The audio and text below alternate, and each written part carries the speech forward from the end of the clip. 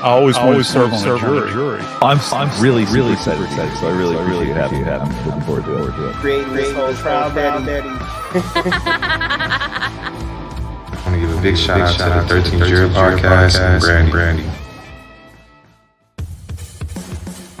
Yeah, I applaud you guys. Keep doing what you're doing. Every time you run into Hill Farmer, you should reach.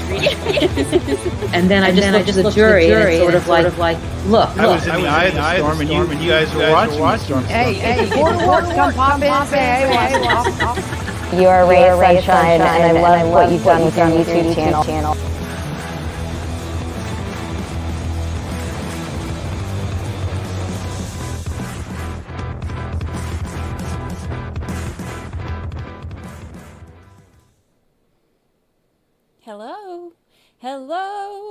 Hello.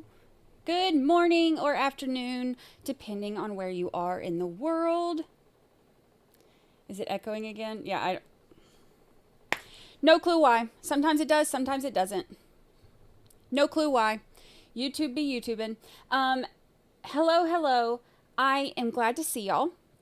I am running a couple minutes late. I try to estimate when I can get here and get started, based on my treatment stuff in the morning, and sometimes I'm earlier and sometimes I'm later. So I try to estimate, and I'm rarely right. So we're just gonna go with it.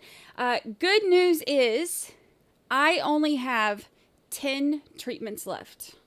Yes. So that means only 2 more weeks. Only 2 more weeks of this the morning treatments. And I am so excited about that. So excited about that. So 30 treatments down, 10 to go. Getting there. Did I get some sun yesterday? No, I wish. I was inside all day yesterday. My face is a little bit red because I've been a little sick this morning, but nothing too major. So my cheeks are a little bit flushed right now, but it should go down. So I am, today I think is supposed to be a short day, potentially. So we'll get started on it. I do know, and I think they're going to go over this in court. I did see the announcement that they are going to do the, contempt hearing now. Instead of doing it on Monday, they're going to have it in March 5th, I think was the date. I put it on the calendar. So we'll have to wait a little bit longer for that, which sucks. But that's okay. Defense is expected to rest today, and they are going to do the charge conference on Monday and then closings on Tuesday. So that is our plan for the next few days. So, we can get into this and see what all happens today. Christine D, you have a juror, baby. 9 whole months, Christine D. Happy anniversary. You can do anything just 10 more times. Go, Brandi. Yes, 10 more times. 10 more times. That means after Monday, when I see y'all again on Monday, I'll be in the single digits because I'll only have 9 more.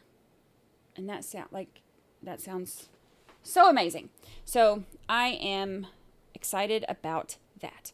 Happy anniversary to you. Happy 9-month anniversary to you. Also, I will tell y'all, I know that this week I've felt a little bit better overall, so I've been here during the day and we've been doing the streaming. But I do know that a lot of y'all are were really liking the weekend streams, and I know that there have been some things that Amanda Davis, happy 9-month anniversary. Happy anniversary. I know that there have been some hearings and stuff this week that we have not got a chance to cover because I have been speed trialing when I get back from treatment, and time has been a little bit more limited. So I think what I'm going to do is on Saturday or Sunday, Not sure which yet. Probably Saturday. I think I want to do a short stream, not real long,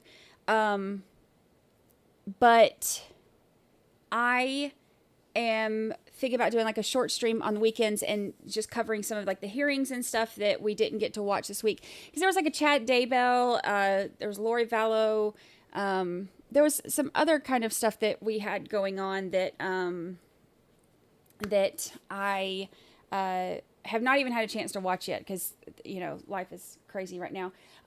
So I figure we could do a weekend stream maybe and watch some of that together. So I put in comments if there's a hearing or anything that's happened within the last week or so that we haven't got to watch together.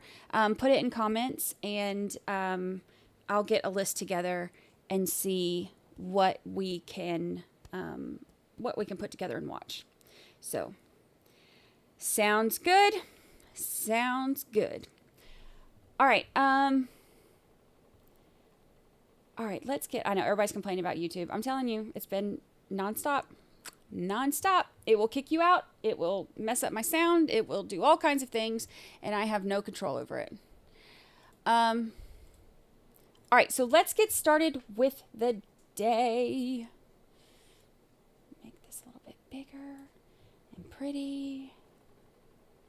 YouTube has no manners.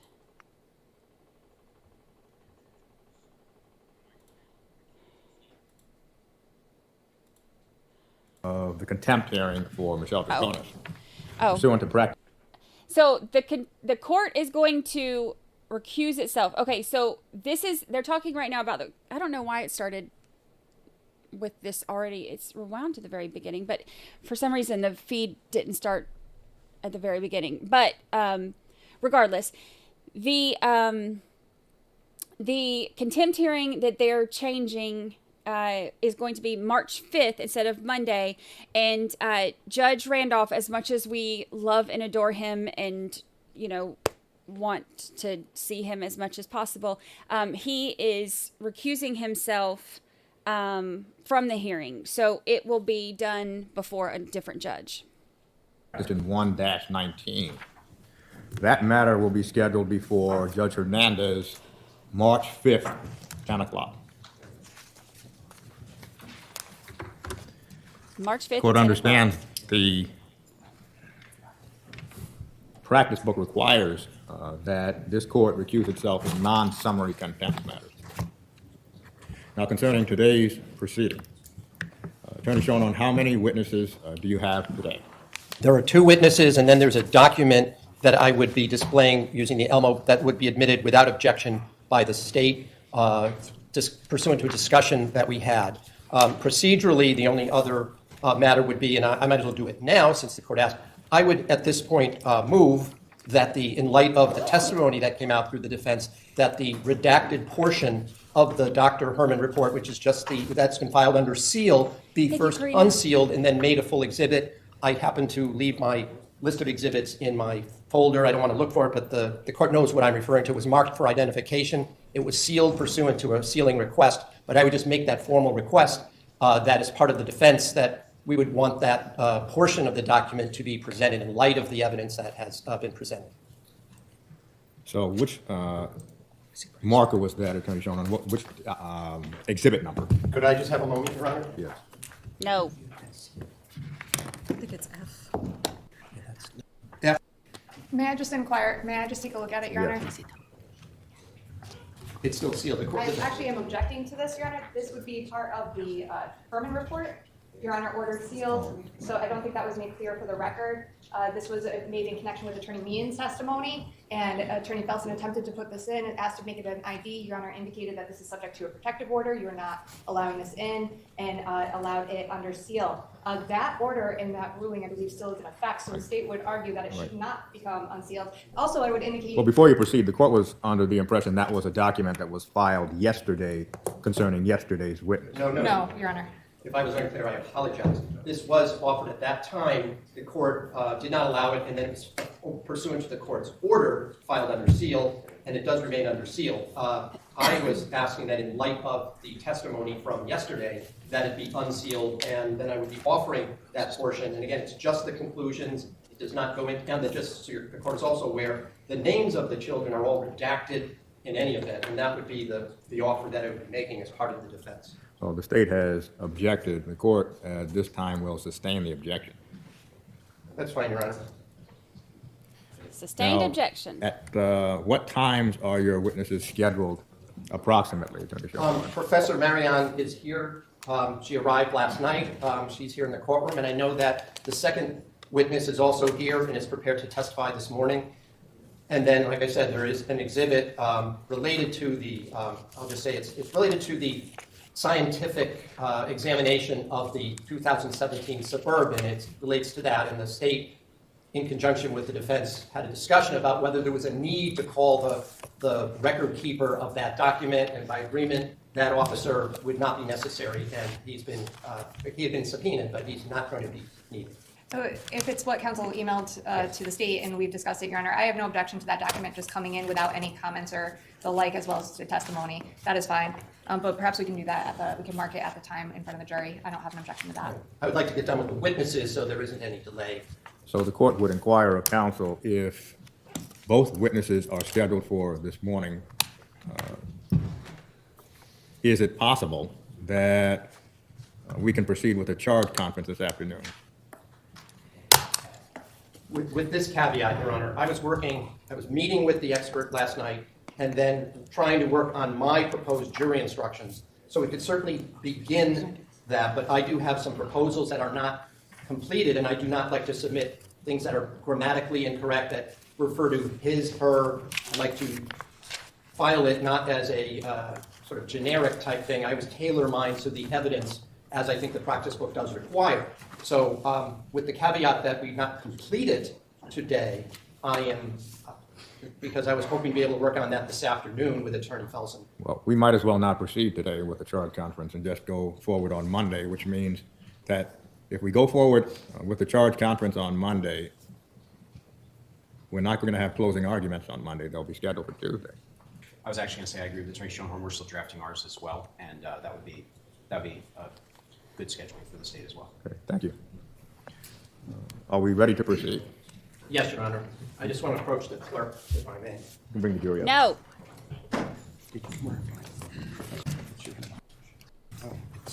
Okay, so The defense has informed the court that it probably will rest today. okay, so Shoehorn's wanting to get some of that custody report unsealed, and he's saying that because of some stuff that that Attorney Rose, I can never remember his first name, but Rose is his last name. The divorce attorney yesterday, some things that he testified to, Shoehorn is wanting to unseal part of the document based on things that he said, and state objected and judge sustained it. Which means that on Monday, if the defense rests today, on Monday there would have to go forward what is called a charge conference. A charge conference is essentially a legal proceeding wherein the court and counsel will review the instructions to be given to you. So your presence would not be needed on Monday as there will be no witnesses. On Tuesday, counsel will be prepared to go forward with closing arguments in the case. Attorney Schoenhorn. Thank you, Your Honor. The defense calls Professor Viorica Marion. All right, first witness of the day out of two. If you could please raise your right hand. Do you solemnly swear or solemnly and sincerely affirm, as the case may be, that the evidence you shall give concerning this case shall be the truth, the whole truth, and nothing but the truth, so help you God, or upon penalty of perjury? I do. Please state your name and spell it for the record. Viorica Marian, spelled Viorica Marian. Thank you. And you may be seated. All right, I'll slow it down. Good morning, Dr. Marion. Good morning. Would you please indicate to the members of the jury, first of all, where are you from, and what is your occupation? Where am I from originally, or where did I come from now? Where do you work? I work at Northwestern University in Chicago, in Evanston, as a professor of communication sciences and disorders, psychology, and cognitive science. I'm going to ask if you could speak up a little because I don't know if that microphone is actually amplifying or just for recording purposes. So I'm going to ask, that's why I'm standing back here. I know you have a sort of soft voice. Could you indicate what department are you in at Northwestern University? My primary appointment is in communication sciences and disorders. I also have a secondary appointment in psychology, and I'm also affiliated with linguistics and cognitive science, and Buffett Institute for International Relations, and several other academic units.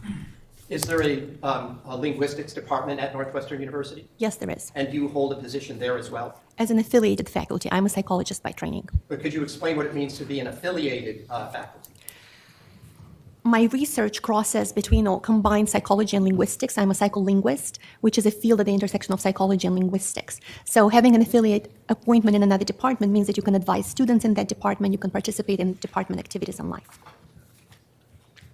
Are you also affiliated because you indicated that your field crosses multiple disciplines? Are there other portions of Northwestern University or other departments that you're affiliated with as a faculty member? Yes, my secondary appointment is in psychology.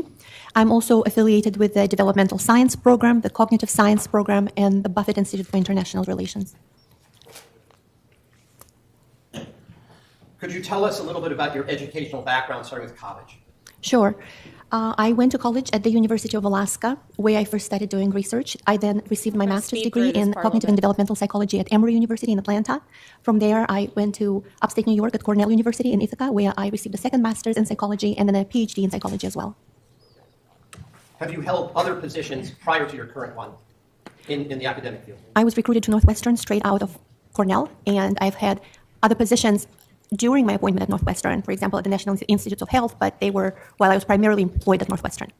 Have you held any positions as chair of any of the departments at Northwestern University? Yes, I was chair of the Department of Institute of Cognitive Science. I studied the interaction between brain functions, and my primary area of thinking is how we function.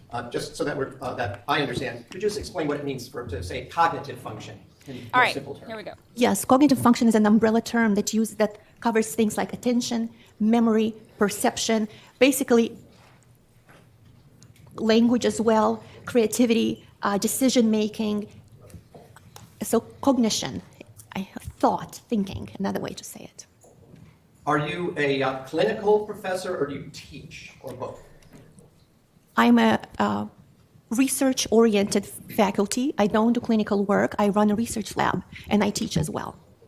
Are these, you have students that that come to your lab and that you teach as well, or Yes. you supervise? Yes, I train PhD students, postdoctoral students, master's students, and undergraduate students who want to do research. Do you have any specific interest within those multiple or multidisciplinary fields that you concentrate your research on? Yes, my primary area of focus is consequences of bilingualism on cognition, language, and the brain. So consequences of bilingualism on the brain and comprehension and stuff. So this is the other witness that he said that he wanted to bring in. I said that a lot of the witnesses that he's bringing in are basically to get over different hurdles that the defense has to get over in order to create reasonable doubt. One of them is, they keep bringing up the language thing. And, you even hear the prosecutors in every single witness. They're like, okay, did you speak to her in English? Did she have any trouble understanding you? So this witness is basically to present ideas to the jury about Michelle's issues with understanding since English is not her first language. We speak shape the way we think. The dubbing's awful. Have you received any honorariums or awards for your work?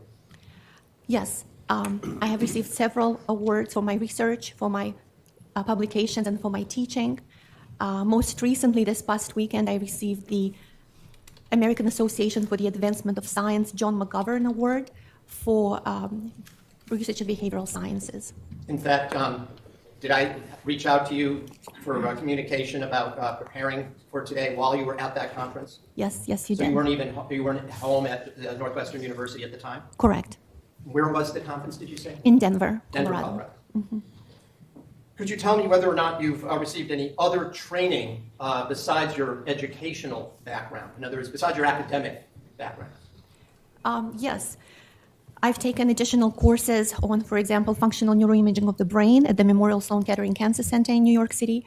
And throughout the years, I regularly attend professional meetings and conferences and workshops to make sure that I stay up to date on new techniques, new research methods, statistical analysis, that as science progresses and advances, I continue to stay current on advancements and developments. Have you given presentations or talks at any of those conferences? Yes, I have given several hundred that's on language and mind, on bilingualism and multilingualism, came out last year.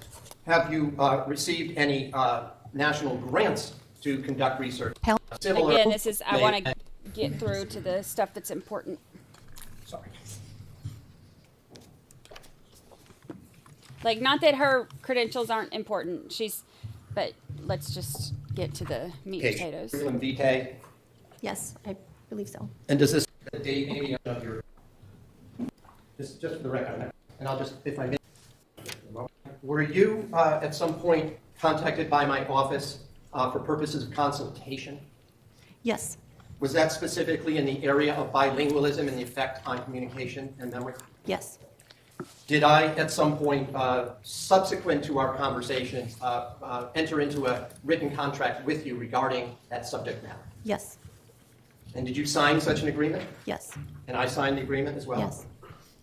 I'm going to show you what has been marked. I'll show her in a minute. I'm going to show you what has been marked as ZZ for identification.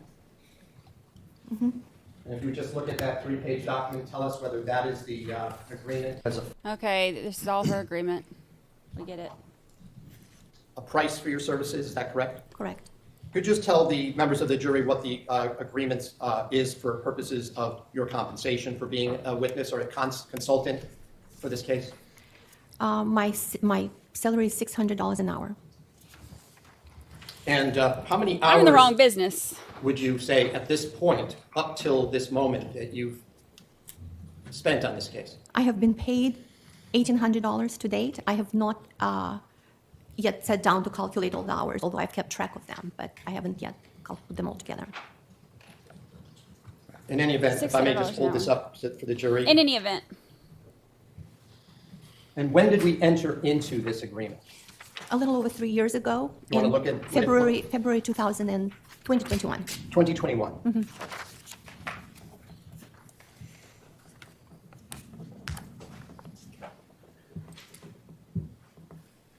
Would you indicate, please, for the jury, a little bit about what is bilingualism? Can you explain that, please? Bilingualism is a person's ability to communicate in more than one language. So learning a second language and being able to use it. And of course, there is a range of proficiency and different kinds of bilingualism, but in general terms, being able to, having studied more than one language, either as a child or as a grown-up, it's an umbrella term. Are there different levels of proficiency for bilingualism, even if somebody's considered bilingual? Yes, bilinguals differ on many parameters. Proficiency is one of the most salient one, but bilinguals also differ in at what age they learn the second language, the manner they learn the second language, how they use a second language, frequency, settings in which they use it, many different parameters. So two people may be bilingual, but they may differ in vast ways, how similar the languages that they know are. Are there ways to determine a level of proficiency in a foreign language? Yes. And what I mean by that is objective measures that you're able to make that determination. Yes, you can determine proficiency in any language by either giving someone as a test or by analyzing their language use, either by analyzing video, audio recordings, or transcripts of their language use, based on the vocabulary they use, the grammar they use, the phonology they use, various linguistic parameters. You can determine how proficient someone is in a language. Let's do a poll. Are there other objective criteria by which, besides the ones you just mentioned, in the form of sentence structure, words that are used, particular mannerisms that also aid you in making those determinations? Yes, so there are, within the umbrella term that I said, by analyzing someone's language, someone's speech patterns, you can make inferences about their proficiency, make assessments about their proficiency. There are multiple parameters. Would you like me to go over some of them? Yes, please. Okay, So, for example, if a bilingual is using their second language, and while using their second language, they use words from their native language. Let's say they're speaking in English, and during English speech to another English speaker who does not speak their native language, let's say Spanish, if they use Spanish words, like, for example, bueno, which means okay, or pero, which means but, or que, which means what, or other words from Spanish, that is one of the markers that either their proficiency in Spanish is higher than their proficiency in English, or it's a marker that their executive function, their cognitive control system is taxed so much that they are unable to inhibit competition from Spanish while they use English. So, for example, right now I'm using English, but because I'm proficient in English, I'm not going to use Romanian words or Russian words or French words or any other words that I might know in other languages, because I realize that my audience speaks English and I'm proficient and I can use executive function and cognitive control to control my languages, to really facilitate focus on English and inhibit the other languages that I know. So if I use words from the other language, or if I use grammar from the other language. So for example, a bilingual may sometimes be using a second language and they sound like they speak in a broken way or incorrect grammar in their second language. Again, there are two reasons why that might be the case. One is either they're not as highly proficient in the second language, or the grammar of their first language influences their grammar of their second language. Because languages differ in, for example, word order or syntactic structure. There are many ways in which languages differ. And if, when you're using a second language, you follow the rules of your native language, in syntax, in grammar, and phonology, that also suggests that either your proficiency in the second language is not as high, or that your cognitive control, your executive function is so overexerted that you are unable to inhibit your native language. So these are two examples. A third example may be directly saying, I don't understand the word. I don't know what that means. Like, please, I don't understand. That's a sign that the person is not as highly proficient in their second language as they are in their native language, or as the people around them might be.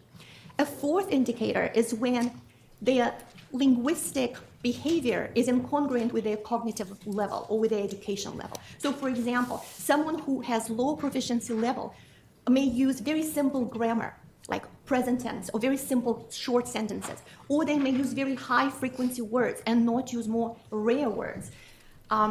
So basically, if they were to speak in their native, more proficient language, their sentence complexity would be higher. And you can analyze someone's speech and make inferences about their level of education, for example, in English and monolinguals. If you would analyze how an English speaker speaks or writes, you can make inferences about their education level by their how long the sentence is, what kind of words they use, how complex the grammar is. So if a bilingual uses very different complexity levels across their two languages, that's a sign that they are not as proficient in their second language. Someone who assesses bilinguals frequently would know exactly what to look for. If someone specifically does not understand or is unable to follow directions, if they are asking, for example, or being told, so a discussion that would go along the ways of, do you mind if, and the person says yes, a non-native English speaker might have a difficult time understanding if yes means I mind or I don't mind. So there are often idiosyncratic and more complex, nuanced things in the language that if you're not proficient, you don't understand. And of course, there are cultural influences as well. Attorney Sean, you may want to ask a question. So, yes, I didn't want to interrupt the witness. So let me ask some more basic questions. Could you explain what executive function means? We're not talking like the President of the United States. So could you explain in your science, what are we talking about when we say executive function? Yes, executive function is a set of cognitive abilities that's usually controlled by the frontal lobes, by the frontal area of the brain, the most evolutionarily recently developed area of the brain. That includes things like attention, inhibition, facilitation, decision-making, so higher order cognitive processes. Being able to pay attention to what matters and ignore what doesn't matter. Like right now, everyone here is paying attention to what is happening and has to be able to ignore thoughts about, what they had for breakfast, what they will have for lunch. This is an example of inhibitory control. You're inhibiting competing thoughts. So executive function is something that everyone uses, monolinguals, every person, we all use executive function at all times, pretty much. Like when we are driving, we have to focus on what matters and inhibit what doesn't matter. Right. When you are bilingual, you have to focus on a language and inhibit your other languages. I'm going to ask you a different question. Have you ever testified in court before? No. Bless her. She Let me seems try like and break this up a little bit. nervous, but she's very knowledgeable. What part of when a person is considered bilingual, can they engage in what I would call social conversation on what would be a normal level and still have difficulty with higher, more complicated conversational tasks? Yes, you can have conversational proficiency and be able to understand the gist of a statement and be able to respond, but you're not able to function in a more complex linguistic environment. Now, I understand, according to your curriculum vitae, you also did some work in actually mapping the brain by having people that were bilingual doing communication. Is that right? Yes. Does the brain work differently when when a person is speaking in their non-native language? In some ways, yes. Could you explain in terms that we non-scientists, so I'm not asking for a biological, but just explain how that works so that we can understand it. Yes. So most people think that when you don't use a language, you switch it off. So you switch one on, you use it, you switch it off, and you go back and forth. That's not how the brain works. All languages are being co-activated in parallel, but to different degrees. So your brain has to inhibit competing languages. Right now, even though I'm speaking English, if you know any other languages, they are not completely turned off. They run in the background to some extent. And there is evidence for that from eye movements, from brain imaging, from even mistakes that people make when a language or word pops out. So your brain has to constantly juggle multiple languages. Does the brain work through a process in what I'll call it translation? I don't know if that's the correct word, but from taking the input in one language, in let's say English, as not the native language, before how the brain processes input in English to a non-native English speaker? Translation is used usually during low proficiency stages as you learn another language. When you're not yet proficient, you go through your native language, but as your proficiency increases, you build direct connections from your second language to the meaning and representation. So it actually... Okay, so this is really interesting, and I think she's really smart about this, but I want to kind of break it down a little bit because I know she's very wordy, but think about it like this, like the stuff that she's talking about is like different levels of proficiency in the language. Obviously, Michelle is proficient in English. Like she can speak English. She's done all these interviews in English. She has all these conversations in English. She knows English. So what they're talking about right now is like the different levels of proficiency in language and how that relates to what you are, how you are hearing the information. So I'll give you an example. So think about it like this. Like if you, like me, for example, I took Spanish classes in high school and college. I am not proficient in Spanish. There are certain words that you hear in Spanish and like counting. Okay, counting, for example. If I hear somebody say, trace, like uno, dos, tres. If you ask somebody how many and they say trace, I'm not going to think, oh, trace. Okay, got it. I'm going to think, oh, trace is 3. That is a sign of not being proficient. I know what it means, but I'm still having to translate it in my head. On the other hand, if you are more proficient, and let's say, let's just use the word see as yes. When you hear the word see, that's a very, very common word that you hear in Spanish. So you don't have to necessarily translate that in your head to say see. Okay, that means yes. See, you understand more instinctively, not instinctively, more instantly without having to translate it in your mind. You don't have to say, okay, wait, see means yes. You just hear see and you're like, okay, that's affirmative. So that's kind of the difference. So if you are proficient enough to where you're not having to constantly work the other language that's in your brain and translate everything, then that's a different level of brain functioning and of language proficiency than it is if you understand it enough to where you are not having to word by word translate it into your native language. Does that make sense? Alters the brain in some function, in some way? In some ways, yes.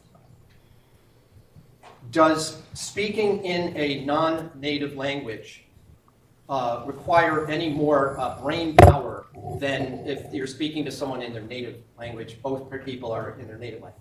Yes. Could you explain a little bit about how that works? What is happening, in other words? Sure. So I think I could use an analogy.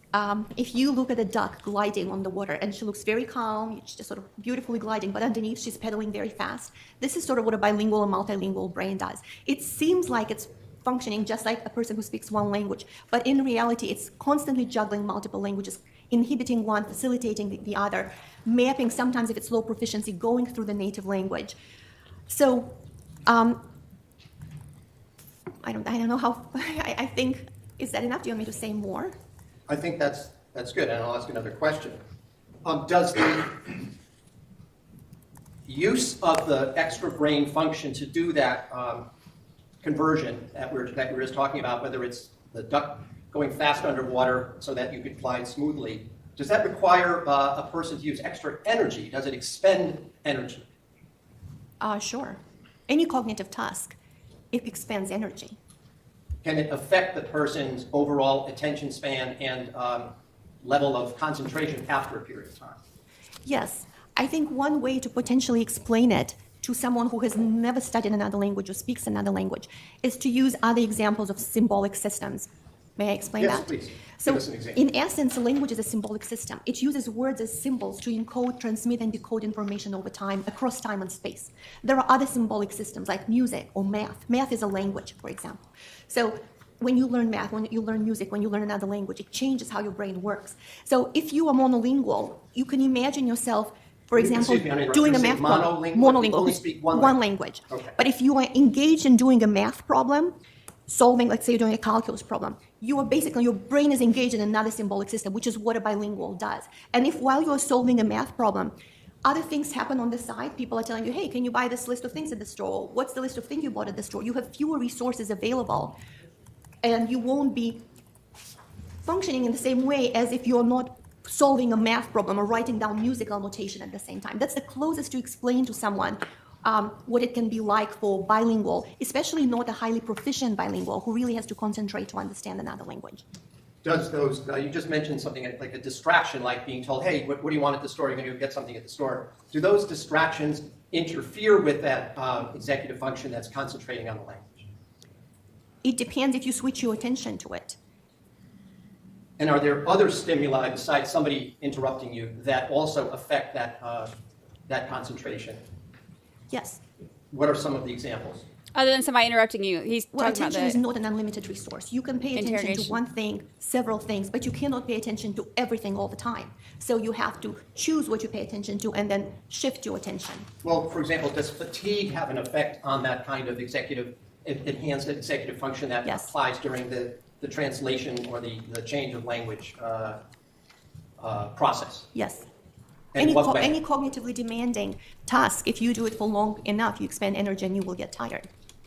And if you're a low proficiency person who has to work really hard to decode, to understand and produce language in a language you're not as highly proficient in, that will have an impact. I just want to make sure that everybody understands. When you're talking about proficiency, what are we talking about?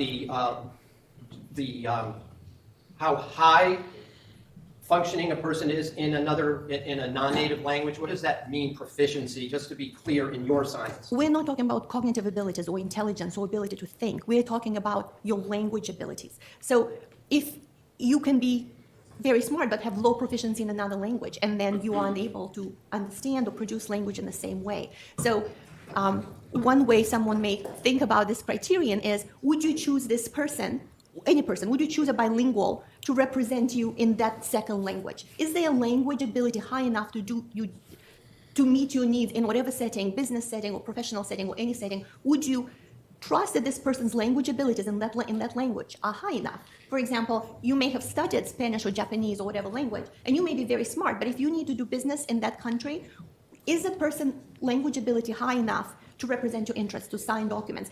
So that's... Does that matter whether a person has a high school or college degree or does not have an advanced degree, or is that the same whether the person has more degrees or not? Language level of education is not necessarily linked to language proficiency. There are highly educated people who don't speak another language, and there are people who never went to college or finished high school who speak multiple languages. Are you familiar with the term disfluency? Yes. Could you explain to the jury what disfluency is? Disfluency is a very frequently used term in communication sciences and disorders that I just use a disfluency. That is an example of a disfluency. At one extreme, you have individuals who are highly disfluent, who are diagnosed as having stuttering. One of the hallmarks of stuttering is being disfluent, often having disfluent speech. But it's a continuum. People who don't have, who do not have a stuttering language disorder may still have disfluencies when they're thinking about something. Low proficiency is frequently associated with disfluencies. People who have a low proficiency in the other language have higher instances of disfluences. In fact, disfluences in the other language are a hallmark of proficiency. If you look at someone who is speaking in another language, if they are frequently saying pausing, that's a sign that they're disfluent in the other language. They're not as highly proficient. They have to think harder to process in the other language. Okay, so that's like, so all of the times that she was like, over and over. And then the other stuff before, it's funny I say right after I say that. But the stuff that you were saying before that about how your brain is working a lot faster when you're trying to speak in your non-native language because it takes more effort to try to find the correct words and stuff like that. I think that he may be trying to get the jury to think, okay, well, you know, if her little brain was having to work so hard, maybe she was fatigued and tired and susceptible to remembering things wrong and all of that. So, and universities teach courses. So communication sciences and disorders, we teach courses on disfluencies. It's an entire area of research. Happy anniversary! Now, as part of the thank you.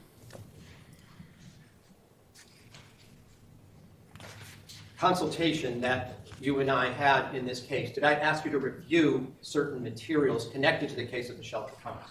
Yes. Now, just to be clear, before today, had you ever met Michelle Troconis? No. Did you ever talk to her before today? No. And when you spoke to her just now, did I introduce you to her in the hallway? Yes. So how much was the total amount of time that you were in her presence? When I say in her presence, directly next to her, talking with her? Under 5 minutes. Can you tell the jury what it is you reviewed in connection with this case? I read all the transcripts and of the transcripts that you made available to me of the interviews, and I viewed the recordings of the interviews. The what? The recordings. And when you say the recordings, can you just tell the jury which recordings that you reviewed? I believe there were 3 interviews. Would they be from June 2nd, 2019, June 6th, 2019, and August 13th, 2019? I do not recall the dates, but I would assume so because there are only 3, as far as I know, only 3 interviews. The jury has seen those videos, so I'm just going to ask you, did you watch all the hours of them? Yes. And what was your understanding of the setting, or settings plural, where these videos took place, if you recall? What do you mean by setting? Where it was taking place. Let's start with the first one on June 2nd, 2019. In the room.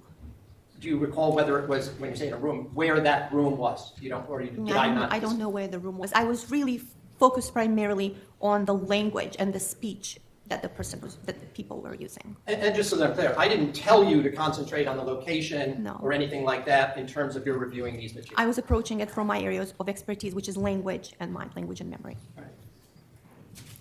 Did you make note of the approximate length of each of those interviews? They were several hours each.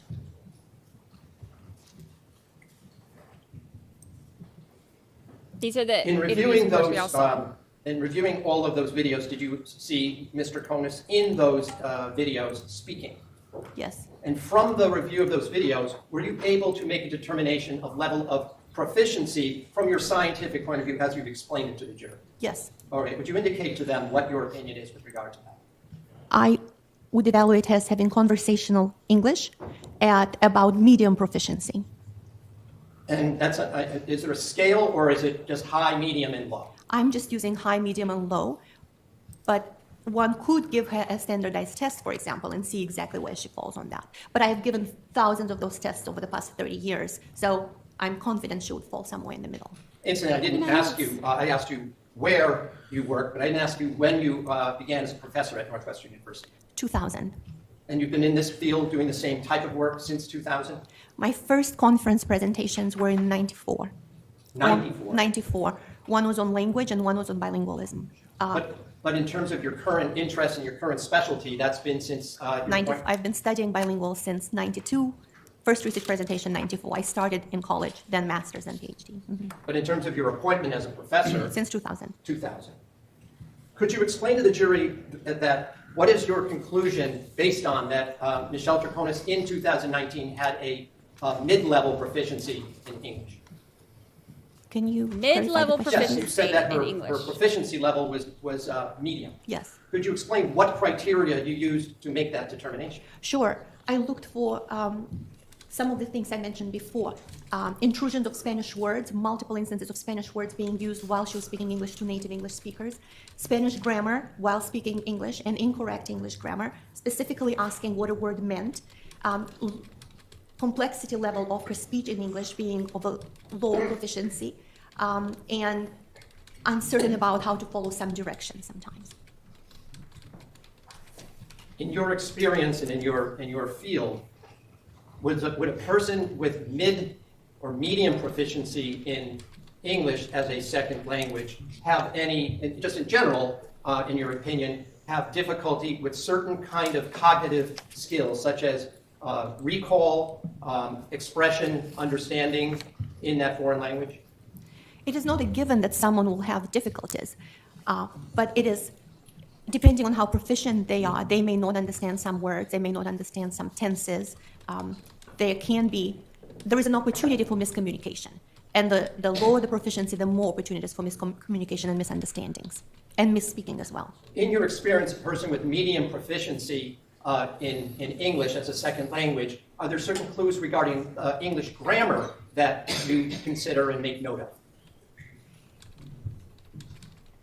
Are you asking me if the use of English grammar can give clues to proficiency? Yes. Yes. Could you explain to the jury what clues you noticed in the review of these videos regarding the level? Things like word order, noun-verb agreement, case agreement, inability to use some of the various tenses in English. English has a tense system. You could say, I could have gone, or I would have gone had I known.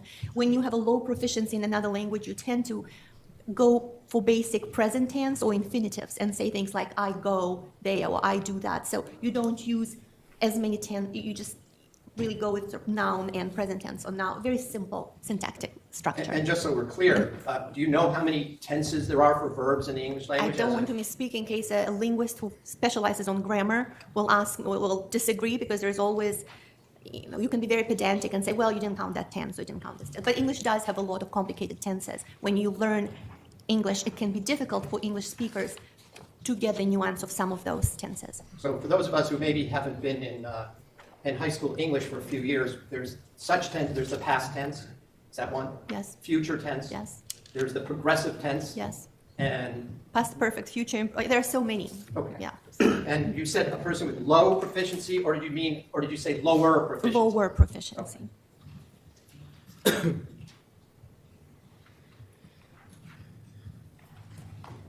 Okay, but okay, I get it. However, my problem is that none of this stuff, like using the wrong case agreement or the wrong, like present tense versus, past tense, or like any of that stuff, I get it, but none of that has anything to do with her flat out lying. So, I don't. Trish, happy 6-month anniversary. A few seconds here. Happy 6-month anniversary. Episodic memory and semantic memory. Is there a difference between what's known as episodic memory and semantic memory? Yes. Could you first of all explain the difference, what those two are and how they're different? Yes. Semantic memory is memory about general information. Things like what's the capital of a country, who's the president, so just general knowledge about the world. And then episodic memory is memory about experiences, specific events, maybe autobiographical memory, something that someone has done or lived through, what happened to them. That's an example of episodic memory. What you had for breakfast, what you saw, where you're going, that's episodic memory. how many states are in the United States, what was the first president, what was the last state to become a state. Those are semantic memories. Does bilingualism and having a lower than high proficiency in the second language affect episodic memory? Yes. And have you actually studied and researched this area? Yes. Could you just explain to the jury what your findings have been in general on that subject? So bilinguals can encode memories. Events can happen to them while they speak different languages. And they can retrieve memories in different languages as well. You can be speaking one language or another when you retrieve a memory. So, for example, one set of studies we have done finds that if you use the same language when you remember something as when you experience that event, your memory is improved. So if you speak Spanish when you are doing something, that memory is more likely to come to mind when you speak Spanish again. It's not that different for monolinguals if they find themselves in the same environment again. So if you go and visit your childhood home, suddenly you're flooded with all these memories that you haven't thought about for a long time because you've reinstated the same context. In the same way, when you reinstate the same language, it benefits your memory. Does that play a role when you're asked to retrieve or recite something that you had encoded in your memory? It can. Is it the same whether a person is asked to recite a past recollection in their native language or in their less proficient second language? Is what the same? In terms of being able to recall accurately. So we have found in multiple experiments at this point that people can actually remember, give you different answers depending on the language you ask them. The exact same question can yield different answers because different things come to mind. Language is like a framework. It's tied to culture, it's tied to your experiences, and different things come to the forefront when you use one language or the other. Does that answer? Okay. Can we just point out that the alibi scripts, she could have written those in any language because she never had any intention on anybody seeing them. And some of it was her handwriting and some of it was Fotis' handwriting on different ones. But she could have written those in any language she wanted to. She chose English.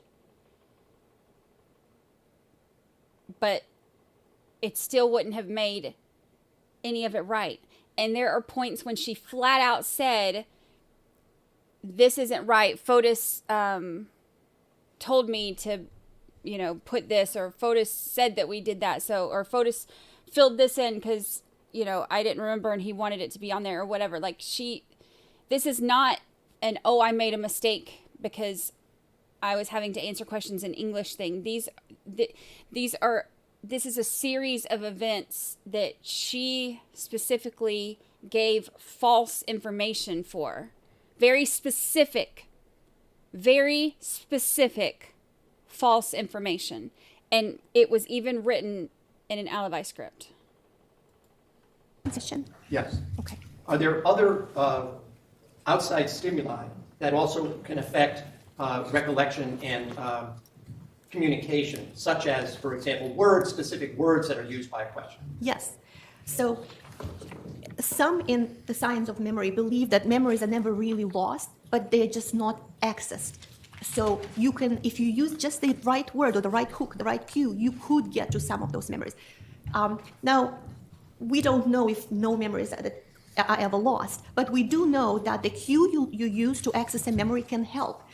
You may not remember something, and just the right word can help you access a memory. It's not only in the bilinguals case, although for bilinguals this drastic difference between languages makes it more salient, but for monolinguals as well. You may not remember something, but then if a question is asked just a certain way with just the right word, you suddenly remember it. Sometimes, so another cue may be, for example, olfactory. If you smell a certain smell, it can bring to the forefront memories that you haven't remembered before. So memory is an interesting thing. If you use the right cue and the right word and the right sometimes, word or syntactic structure, it can bring a memory out.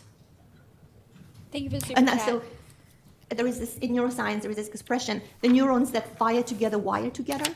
So if you've experienced something in a certain way, those neural patterns, once you recreate them, you're more likely to remember things again.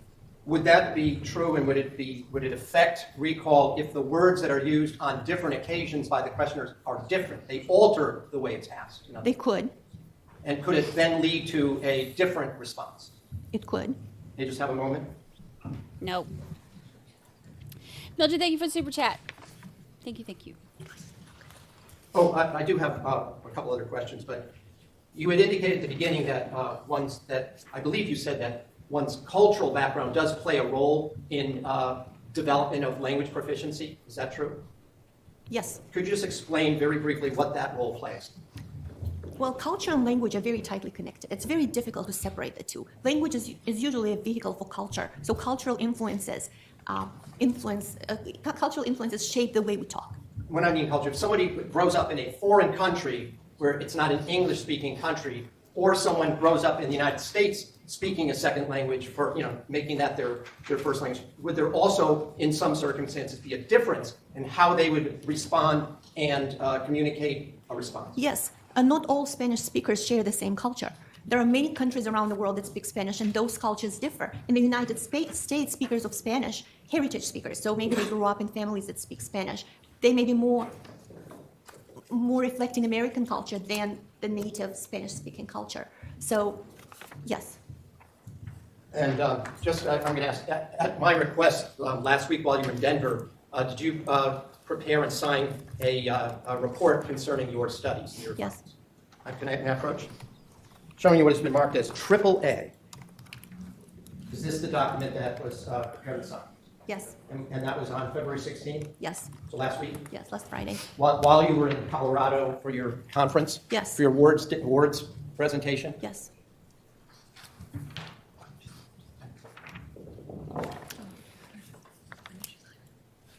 Oh, and you only when did you sign that? Yesterday, last night. No objection. So AAA admitted as full. And just a quick question regarding that. If you'd had more time, would your report have been more expansive and more explanatory? I would like to say yes, but then there is also the famous Mark Twain quote, if I had more time, my letter would have been shorter. The more time you have, the more you can focus on just the right thing. So. Thank you very much. I have no further questions, Doctor. Yeah. Good morning, doctor. How are you? Good morning. Real quick, before we get into the cross-examination, I do understand what she's saying about how if you are answering questions or recounting something in something that is not your native language, that you might recount it differently in possibly the ways that you explain it. Think about if you're just hanging out, like talking to your friends, like or your family or whatever, and you're very comfortable and you're telling a story.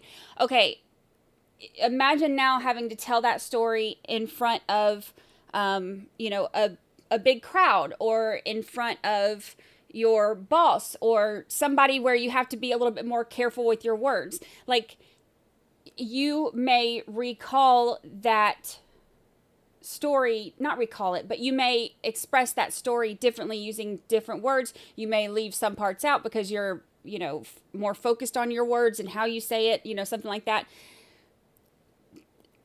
That's the best example I can kind of give if for non-bilingual, like example on how, trying to compare it to how your brain would work on something. But so I can understand that you would tell it different. But the thing is, the story would not completely change. And that's what I think the jury is going to struggle with. Like, what she's saying, I get it. All this stuff is great. But does this stuff apply to Michelle? I think some of the stuff about her saying, like 1 million times, okay, maybe that explains that. Maybe she wasn't just trying to buy time to tell her next lie or whatever. That, that stuff can definitely explain that. But does that explain why she thinks that she took a shower and had relations with Fotis that morning and then went and made an omelet and then took a drink of water, as opposed to she didn't even see Fotis? No, it's not going to change all of that. And I think that's what, while I know that the defense is hoping to explain away some of the stuff that the jury is going to have in their mind. I don't think that this is going to be able to explain away the biggest parts of what they're hoping it will. Some questions for you. By the way, we just met earlier. I introduced myself. My name is Michelle Manning. I represent the state in this matter, okay? Good to meet you. It's nice to meet you too. So I'm just going to start asking you some questions, primarily about your CV. I think it's in evidence. If you need to take a look at it, just let me know. I'll go get it for you. It's 63 pages, right? I have not counted. Okay. Okay. And you have been affiliated with Northwestern University since the year 2000. Is that correct? Okay. And as I understand from your resume, a lot of what you do at Northwestern is conduct research in the area of linguistics. Research in the area of psychology of language. I'm not a linguist. Okay, psychology, and please correct me if I say the wrong term. You have a specialty in linguistics, but you practice in psychology. I'm a cognitive scientist. Okay. And as a part of your academic career is primarily research. Yes. And you've done a lot of research in the areas of bilingualism, and I think you also said multilingualism. Yes. And you've been able to do this in part from large grants from private foundations and the government as well, correct? Yes. In fact, you were just awarded a $3.5 million grant from the federal government. Yes. And you conduct that research solely within the confines of Northwestern University, correct? Yes. You would agree, Doctor, that research is extensive work? Yes. And it takes a lot of planning? Yes. And you've written numerous reports and articles about all the research and work that you've done over the years. Yes. I think you talked about over 200 writings, whether between articles, chapters, publications. Is that correct? Does that sound about right? Yes. Would it be safe to say, and would you agree with the statement, that in about the 200 writings and opinions that you authored, those reports, those articles are multiple pages? They're in depth. Yes. Okay. And would you, part of those research, part of those writings, you would indicate would result in a conclusion or an opinion? Yes. Okay. And the rest of that writing would explain how you got that conclusion and that opinion? Yes. Okay, and that's how you conduct your over 200 writings? Not all of those are empirical studies. So some are empirical studies and some are opinion pieces, for example. And some are, reviews. okay. And you give in the opinion pieces, you give your opinion and you explain why? Yes. Okay. And you've done this for all the articles that you've written over the years. And we're going back to 2000, maybe even, I think you had one from 1998, is that correct? Yes. Okay. And now, when did Attorney Schoenhorn first contact you about testifying for the defense in this case? Winter, beginning of 2021. Not about testifying at that time, but consulting. Okay. And you signed the engagement agreement in February of 2021? Yes. It was about 3 years ago? Yes. Okay. And you're charging him about $600 an hour for consulting with him? Yes. Do you get more money for testifying? Not that I know of, no. It's just a flat $600 every hour? Yes. Okay. And how many times have you met with the defense attorneys, both in person and on the phone? I've met with him in person once last night in the hotel lobby in preparation for this. And I've met with him on the phone twice this year and probably maybe 2 or 3 times back in 2021. Okay. And you flew in here from Northwestern last night? Yes. Okay. And the defense is paying for your flight? Yes. Okay. At what point was a decision made that you would actually testify in this case? Sometimes earlier this year, I believe, when the case went to trial. Okay. And you filed a report that we just saw that's into evidence? The attorney filed it. Yes. Did you bill Attorney Schoenhorn for writing that report? Not yet. I haven't billed anything beyond the retainer at this point. How long did it take you to write that report? I did not write the report because I was in between meetings. I dictated it over the phone while I was in the car from one event to another, and then I checked it. I read it and approved it on the way back from attending the American Association for the Advancement of Science in Denver, going to a book reading an event at a bookstore in Littleton, and then coming back. Okay, so you dictated it on the phone while you were... Okay, wait a minute.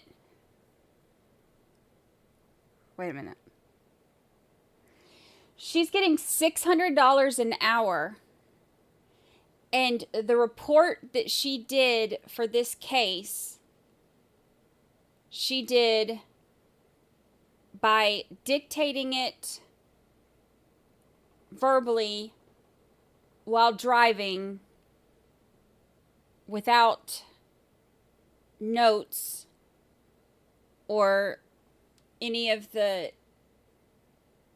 stuff to reference.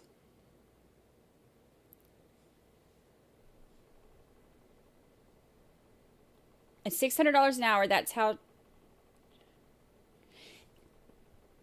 to me, that's a little shocking. Were en route? Were you in a Yes. car? I was in a Uber or Lyft or something like a ride share. Okay, so you, in your car ride while you were dictating the report that was submitted as evidence today, did you have notes in front of you? No. Okay. Did you have any of the interviews in front of you? No. Okay. Did you have anything in front of you that you referred to while you were No. dictating the report? No. The request for the report came while I was at the conference very last minute in Friday afternoon. It was due Friday evening, and I was fully scheduled. Every hour was scheduled at that point.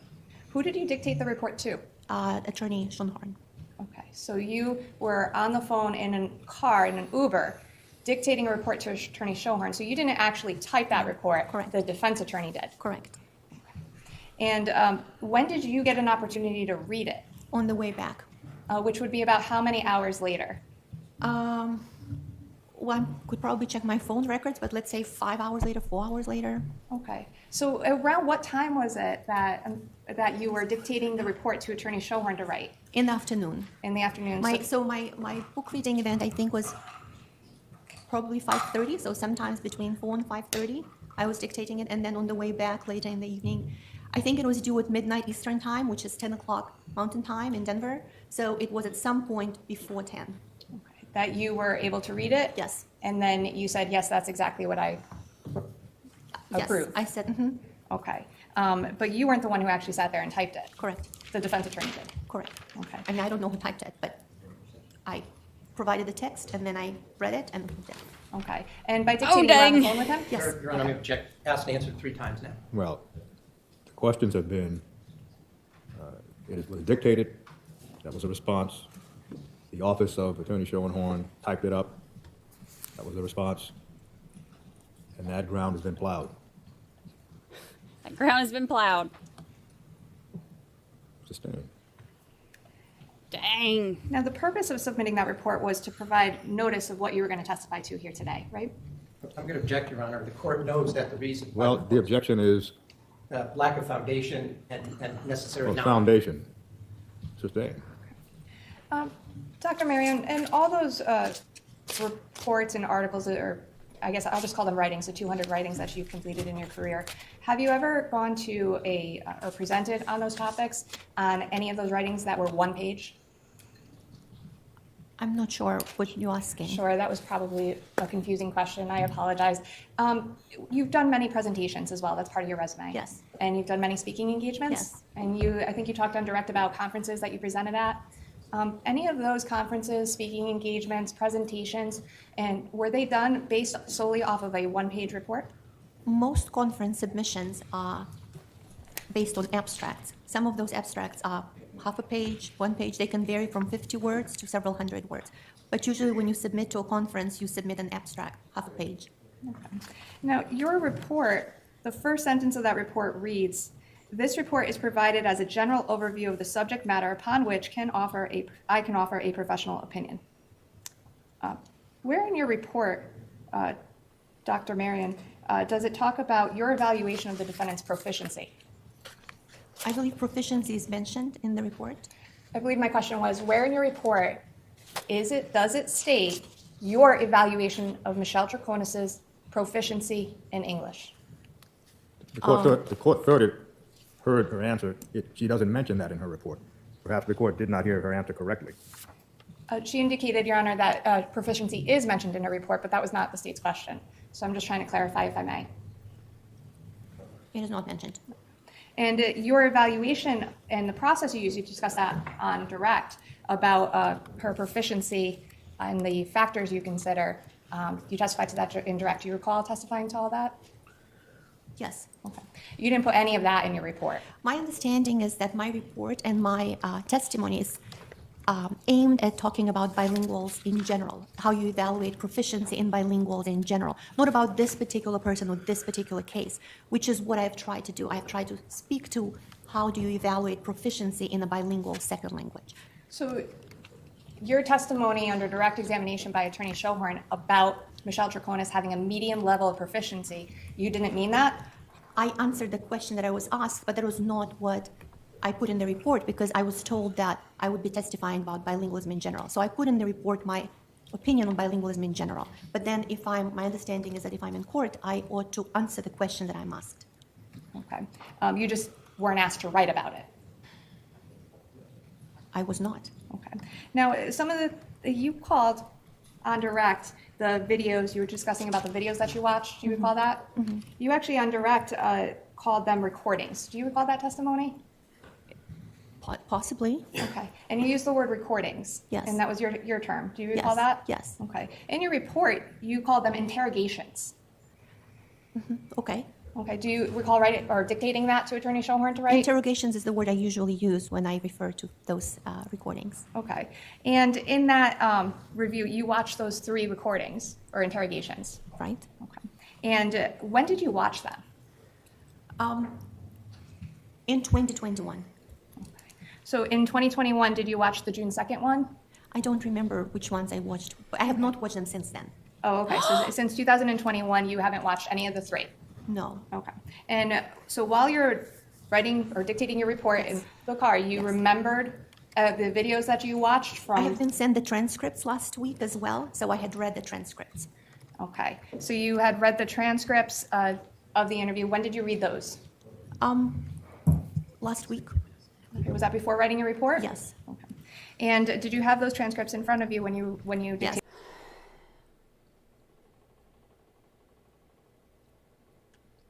She watched those videos in 2021 and has not watched them since.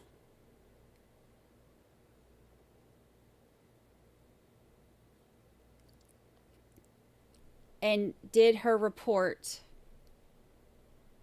by dictating it verbally while in the car to the defense attorney, who then typed it up.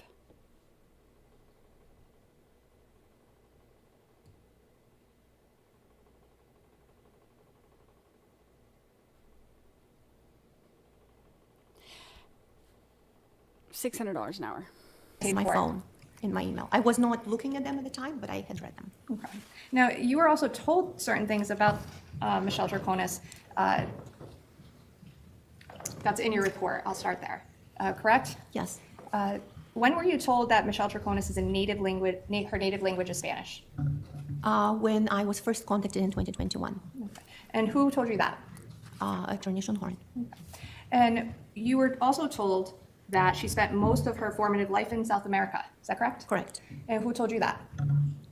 Attorney Schoenhorn. When did he tell you that? When we first, in 2021. Okay. You were also told that she had a family of Spanish speakers. Do you recall that? Yes. When were you told that? At the same time that she's a native Spanish speaker who grew up in South America and all that information when I first learned about the person. Which would be 2021? Yes. And who told you that? Attorney Schoenhorn. Were you told them prior to watching all 3 of the interviews? Yes. At any point, did you interview Michelle Troconis herself during that time period? No. I spoke with her today for the first time. For the first time. And I think you testified about that on direct. You indicated that you met her about under 5 minutes? Yes. Okay, and that was this morning? Yes. For the past 3 years, you never asked to meet her? No. Okay. And you, even when you learned you were going to be flying up here to Connecticut to testify about her proficiency, you didn't ask to meet her? No. Okay. What about talking to her on the phone? No. Okay. You also talked a little bit about, I want to ask you some questions actually about proficiency. Well, before we do that, we'll take our morning recess and resume at 11:35. Please do not discuss the case, ladies and gentlemen.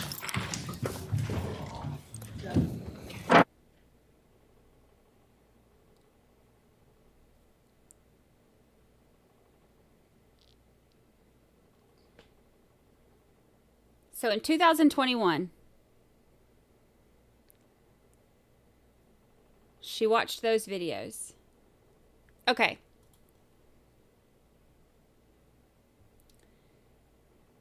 We watched those videos.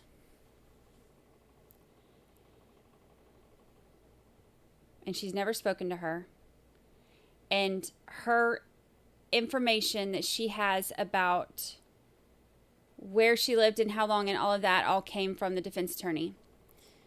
Not from her talking to her. Okay, we just watched those videos. Right? Three years from now. 3 years from now. Are you going to be able to write a report on those? On what you think about them? Forget the language thing. Whatever your specialty is. Think about something that you feel comfortable and you are a knowledgeable child in this field. And you have to write a report at $600 an hour in the car, over the phone, 10 o'clock at night. Or in the afternoon, whatever. It's due by 10 o'clock at night. 3 years from now, are you going to be able to write that?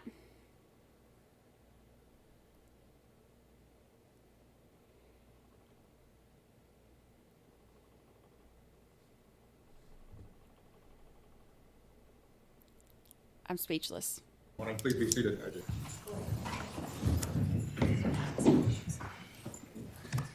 I'm Bring the jury on. I'm putting it on my calendar. I'm going to quiz all y'all in 3 years. I'm going to ask you everything. It's only been days or weeks since we've seen them, and I couldn't even tell you some of the stuff. I would have to go back and... 3 years. She watched them in 2021 and said she has not watched them since then. Oh, I bet the defense attorneys were like, when she said that, were like, oh, I wish she wouldn't have said that. Lord of mercy. Oh, counsel stipulates, please. Yes, Your Honor. Thank you.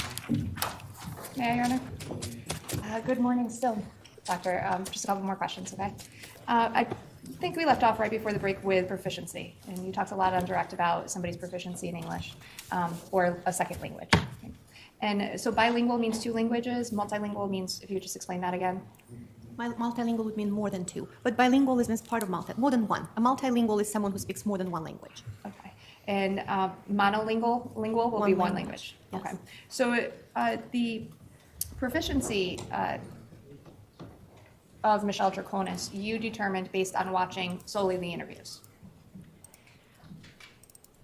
Up until this conversation today, I was not evaluating Michelle Troconis' proficiency. I was thinking about proficiency in general terms in bilinguals. Okay. If you also talked about a proficiency test you've done thousands of times. There are many tests of proficiency, depending on whether you're looking at vocabulary size, grammar, various things. Okay. And you've performed those proficiency tests on other people at other Yes. times throughout the Yes. course of your academic career. Yes. Okay. You would agree that that would give you a scientific answer or a reliable answer? Not more reliable than my assessment. Okay. And that assessment is based off of the 3 interviews you watched in 2019?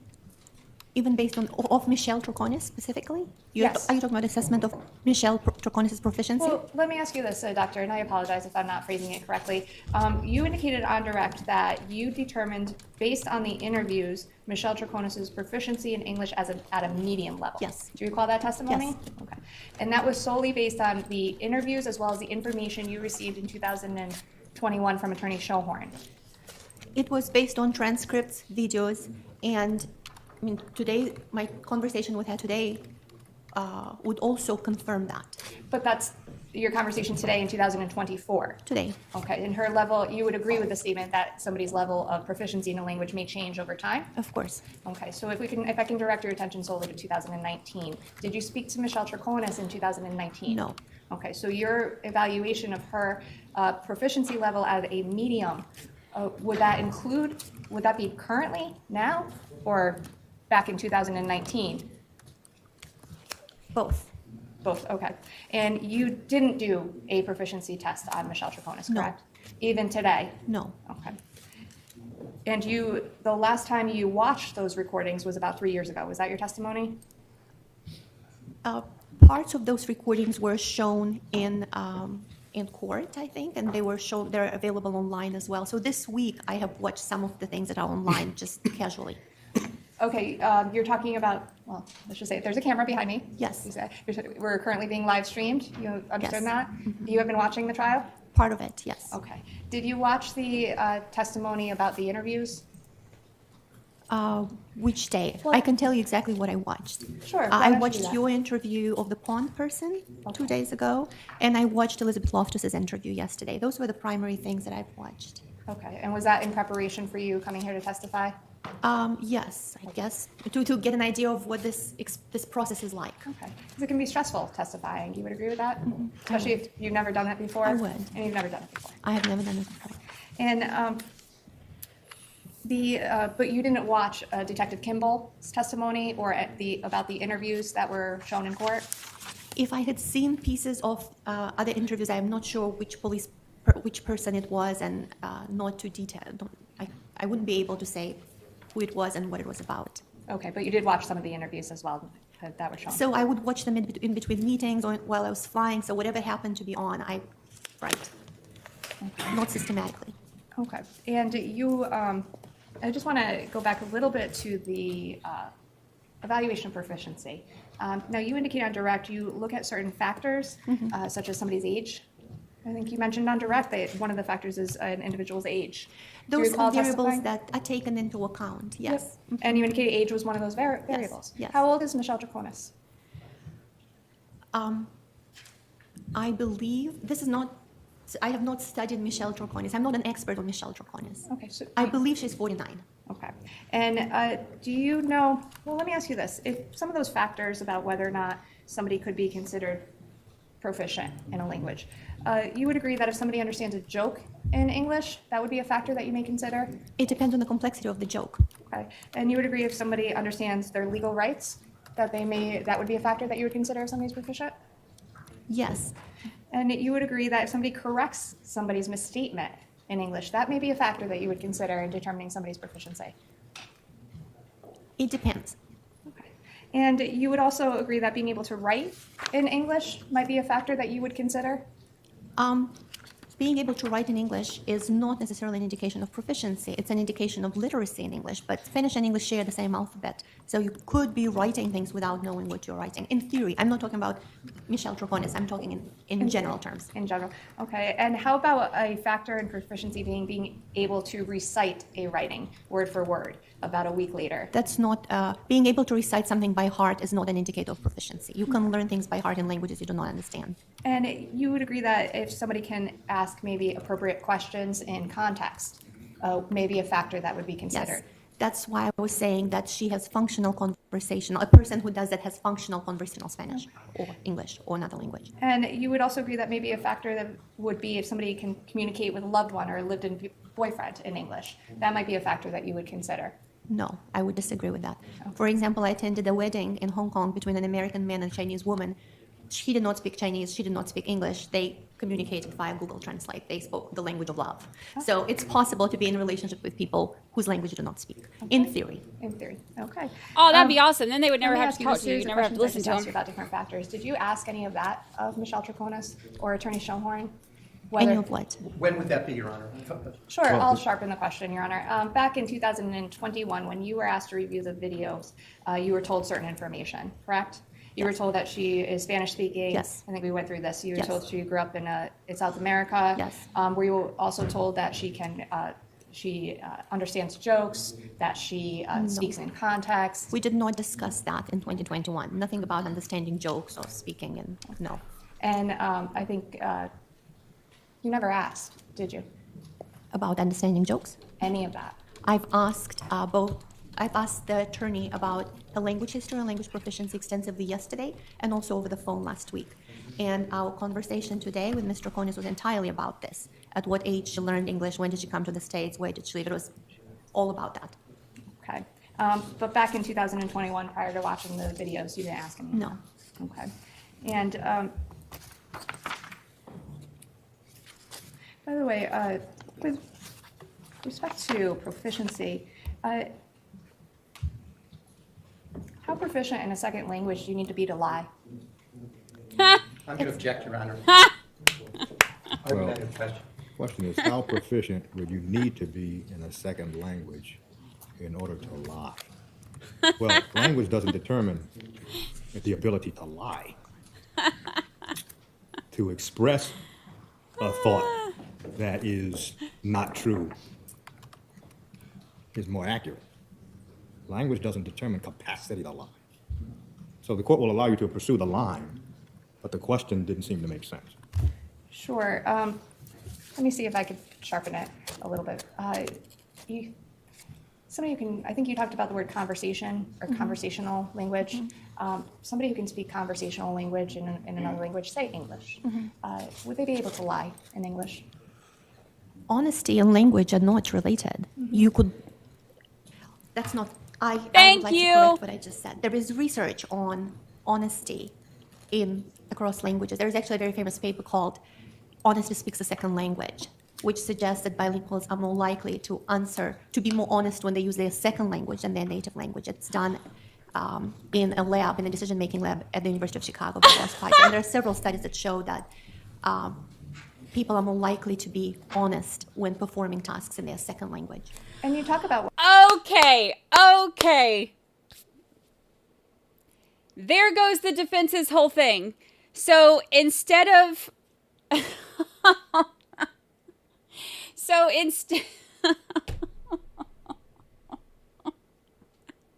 Over 12.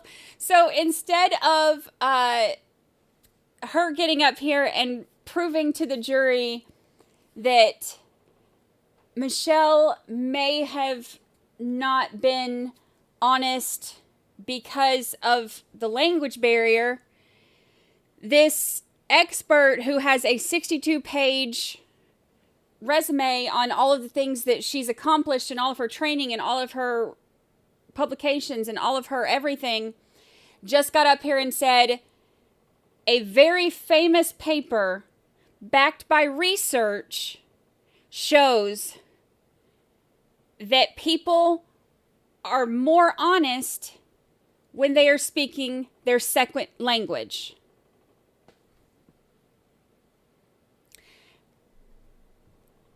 Unless, of course, they're lying on purpose because they're involved in murder. Carry on. Is on direct, I believe, about recalling events in your native language, I guess, or events. Episodic events or episodic memory, I think. Do you recall that line of questioning about being cued in a language?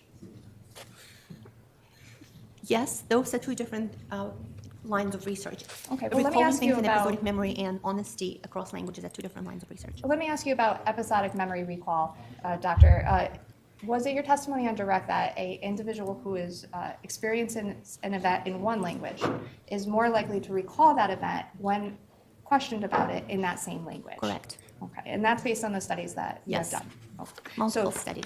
I would qualify, though, that language of encoding can be both external, the language that you are speaking to me, and it can be internal. If there is no external input in the language, but the self-talk, or if I'm texting in the language, that's also language of encoding.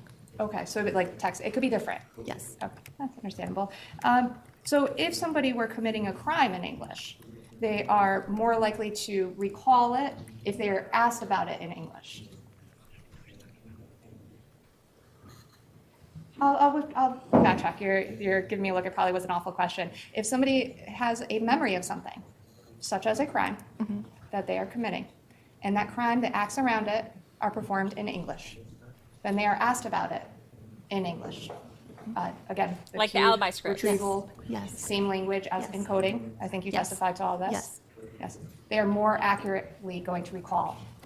They are more likely to remember things that happen in one language when the same language is used again. Okay. I want to just ask you. Okay, so keep in mind, all of the stuff that supposedly confused her is Fotis told her that, that they did this and this and this. And Fotis, the implanted memories are because Fotis was putting memories in her stuff. All of their communication was in English. So when she's saying when all of the communication between her and Fotis was done in English while committing these crimes, like the alibi scripts and the planning, to get rid of the evidence and all of that stuff, all of their communication is in English. And so then when she's asked about it, she's asked about it in English as well. All of that research has been done on criminal behavior. Okay. Crimes. Okay. And you don't have any experience in criminal law or criminal procedure? I'm not asking anything. No. Okay. With respect to disfluency, I think you talked a little bit about on direct about that. Yes. Do you recall that line of questioning? Yes. Can being nervous about something cause disfluency? There are multiple variables that cause disfluencies, and it varies across people what makes one person disfluent versus another. Can lying be one of those? It's interesting. So I'm not an expert on lying, but from what I remember from behavioral research on lying, when people lie, they actually tend to be overly ornate, provide too many details, extra details, to make it sound credible. But that is not my area of expertise. Okay. Now, just a couple more questions. On your report that you wrote, you cited one chapter in was that a book you used for your classes? Not the chapter is just one of the chapters that I had co-written with a student at the time. Okay. Was that a chapter that you dictated to Attorney Schoenhorn in your I mentioned that one of the chapters on bilingualism, episodic memory. Mm-hmm. Okay. And the studies that you testified to on direct, you didn't add those to the report? No. Okay. That chapter you cited actually refers to a study by Dr. Elizabeth Loftus. Correct. Okay. And are you aware that Dr. Loftus was retained by the defense to testify in this case as well? Yes. But that chapter was written in 2014. 10 years ago. You've known her work? Of course. Okay. And were you aware that she testified yesterday? Yes. And you watched her testimony? Most of it. I was in transit, so whatever I could watch. Okay. And did you speak to her about your testimony today? I did not speak with her yesterday or today. And just to be clear, you also have not spoken to Michelle Troconis in the entire time that you have been retained by the defense attorney, except for the 5 minutes this morning. Correct. Okay. I have nothing further. Thank you. I just have a couple of questions for you, doctors. You were asked questions about the length of the report that you prepared as being only one page, Exhibit AAA for today. When did you first find out that a report was needed to be prepared by last Friday? Last Friday afternoon while I was at the conference. And were you made aware that the court had ordered that it had to be prepared by midnight of last Friday? Correct, yes. Eastern time? Yes. Had you, if you had had more time, would you have anticipated making a more extensive report if you had been asked to do so prior to that? Yes. No further questions. If I may, you've had a week, correct? Objection, Your Honor. The court had given us like 6 hours, so that's 7 hours. Well, the court. If I can clarify that, Your Honor, you filed that report last Friday, right? Yes. That's 7 days ago. So in the past 7 days, did you file a supplemental report? I have never filed a report of any kind. I didn't know I would have to file a report. Mm-hmm. So Friday afternoon, while I'm at the conference, I'm being told we need to file a report within the next few hours. I didn't even know that I can file another report. Okay. That's not something that. And counsel asked you if you would want to make it more in depth, and you've indicated yes on direct. If you need a more extensive report, I'm happy to prepare one. Okay. Thank you. Nothing further. No further questions. Thank you, Holly Mack, for gifting memberships. Marion, you may step memberships. Okay, remember, that report that she's talking about is the one that they said that they had to have by Friday at midnight, or else these witnesses weren't going to be allowed in. So that's what they're saying about that you had to have it by that time. That did not go how I think they were hoping it would. Attorney Felsen is getting the next witness, Your Honor.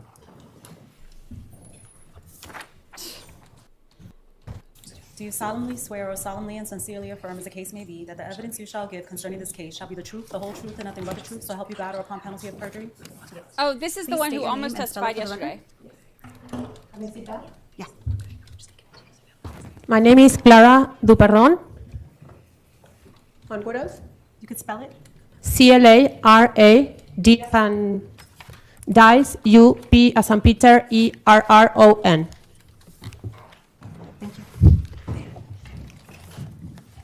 Good morning, Ms. Duperron. Good morning. Do you go by any other name other than Clara Dubron? Yes, my nickname is Petu, P-E-T-U. Mr. Dubron, can you tell the jury where you live? I live in Canton, Connecticut. How long have you lived there? Since 2012. Before you lived in 2012, when you lived in Canton, where did you live? I lived for 2 years in Simsbury, Connecticut, but before I'm originally from Argentina, from Buenos Aires. Did you grow up in Argentina? Yes. Do you know Michelle Troconis? Yes. Can you tell the jury how you know Michelle Troconis? I met Michelle through a mutual friend that we had, that because I'm from Latin America and I have kids the same age as Michelle's daughter, so she thought that it would be a good fit for us to get together.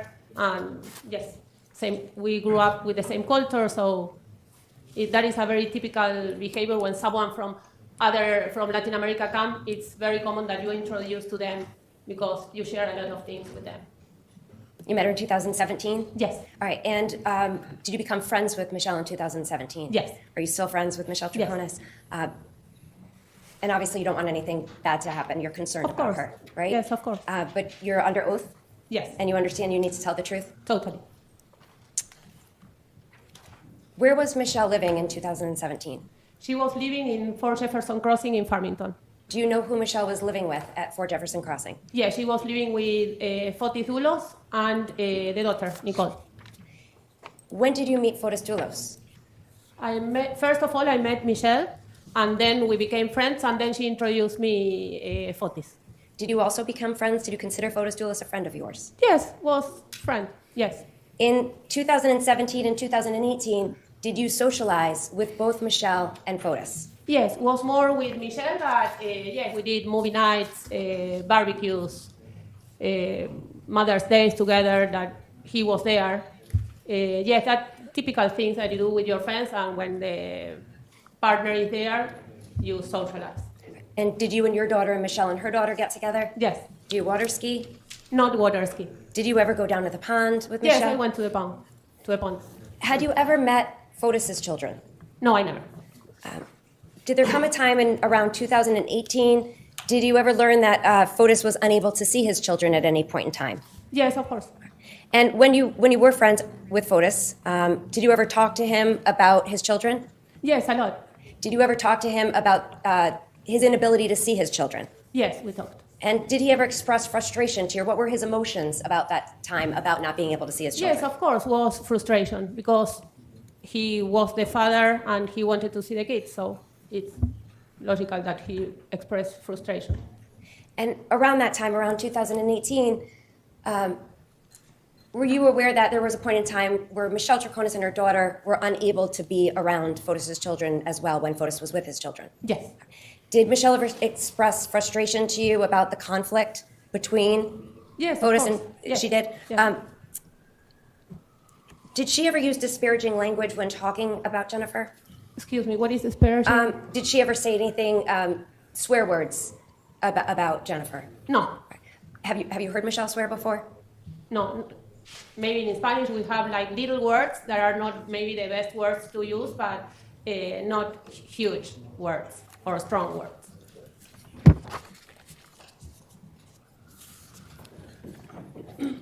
So her whole point with bringing that up is she's wanting the jury to question whether or not Michelle really told Pavel, I should, kill that bitch when she gets back, and that he should bury her out there by the dog.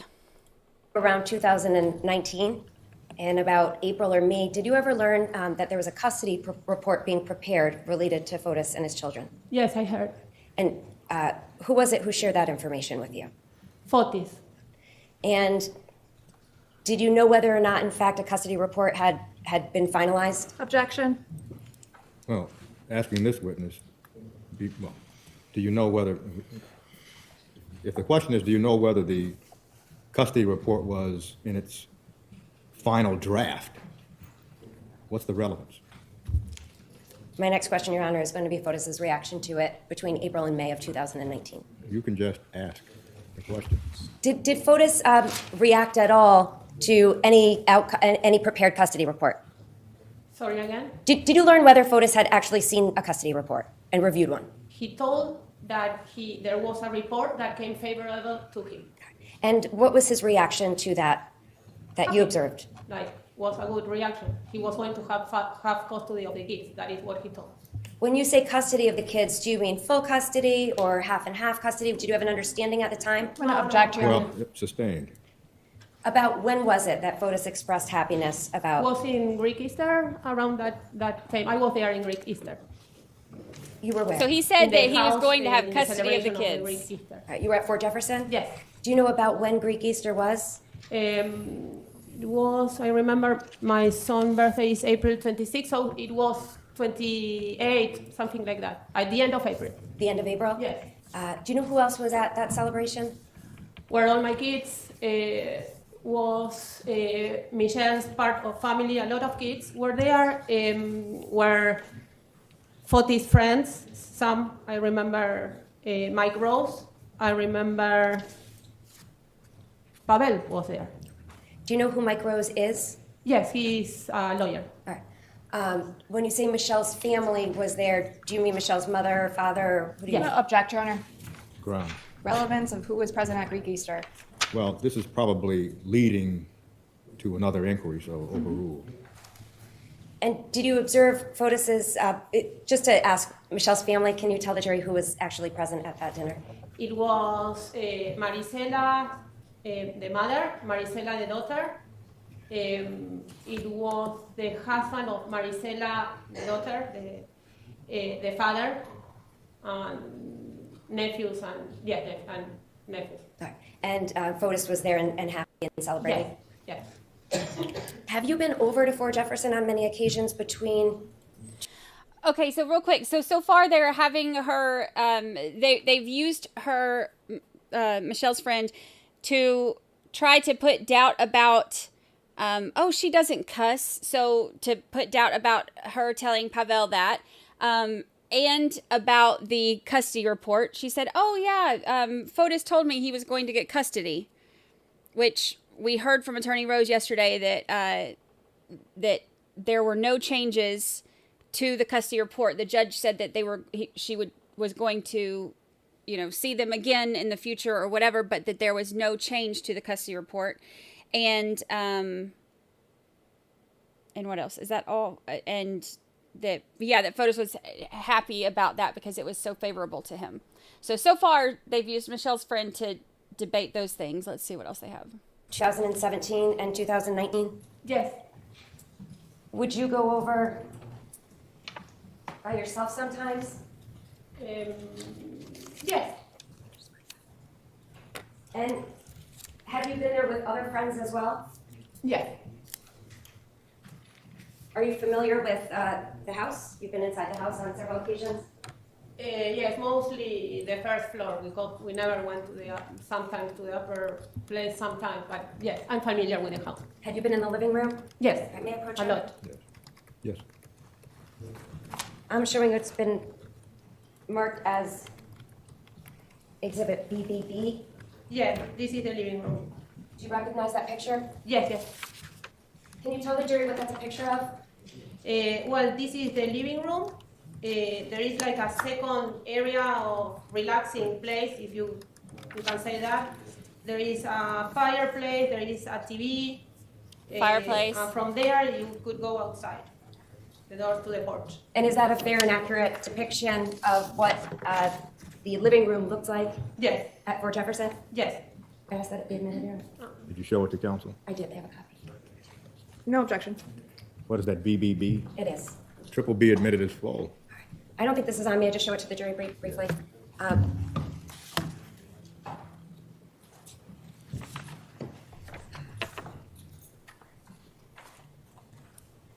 Was the fireplace being Fireplace, I used knew it. when you went over sometimes? Yes. Was there a grate in front of the fireplace? Like a protective barrier in Yes, front of the yes, fireplace? yes. Was that always there? Yes. And did you go to Fort Jefferson every season? Did you go in the winter? Yes, and I the went spring? all the season. Were there certain times when the fireplace was not going? Yes. All right, but Was that dependent on the season, or was it just going sometimes and sometimes it wasn't? No, depends more, not on the season, more on the weather maybe. And Weather? also it was a relaxing moment. Like maybe it's not to hit the house, but it's like a good moment to share like with someone or drinking wine or tea, that something like that. Would there sometimes be a Okay, so she said it would depend on the weather. We know it was warm that day. And sometimes it was for a relaxing moment to share with someone. We know that she was home alone during most of the fires, other than the last couple right before they left they started the fires before they left. So not only was she home alone, she wasn't sitting there drinking wine because she was going back and forth. She was not having a relaxing, sharing moment with somebody. And we know it was warm. So all of the reasons that she would have had a fire, gone. But when it was still warm outside? Yes. Did they also have a fireplace outside, like an outside fire Yes, pit? a fire pit. And was that going a lot? Yes. All seasons? Yes, yes. I'm going to bring you now to May 24th, 2019. Yeah. Were you at Fort Jefferson at any point in time on May 24th, No. 2019? No. So you don't know whether Michelle had a fire going at any point in time? No, I have no idea. And you don't know if she left the house and, No. and hadn't Object, Your Honor. Objection. Right. She asked and answered. She clearly said she wasn't there that day. Well, the court does not know what the second question was, so the court does understand she indicated that she was not there on that day. She does not know whether there was a fire in the fireplace that day. So that's overruled. The next question, Thank you. Counsel. I can ask a couple of foundational questions. Even though you weren't at Fort Jefferson, were you on the phone with Michelle Troconis at multiple times during the day? Yes. All right. And do you know whether Michelle left the house before closing off a fire? Objection. Calls Well- for hearsay. Well, the question now is, did you talk to Michelle Troconis on the phone about fire in the fireplace? Because the witness has already said she wasn't there on that day. So you don't know? No. Your Honor, if I may get a ruling on the objection. Overruled. Thank you. So you don't know? No, I don't. Did you see Michelle Troconis on May 24th, 2019? Yes. When is the first time that you spoke to Michelle on May 24th? I spoke during the morning because that day I told her if she can come to my store. I had a store in Simsbury, a decoration store, and she was my provider of rugs. So I called her and said, can we meet? Because that day I was going to travel to London, and I wanted to pay her some rugs that I owed her. So I said, please come between 10, between 10, 24, 45, I don't remember exactly the time, but I said I will be in a very short gap of time because I have to do all my stuff for the trip. And so we met in my store around 11. I don't remember exactly, 10:45, 11, and we were doing that, the accounting of the rugs. We were saying goodbye. My business partner was there too. Was painting in the basement, and that's it. At some point, she said, take pictures in London, yes, goodbye, and that was my interaction in the store.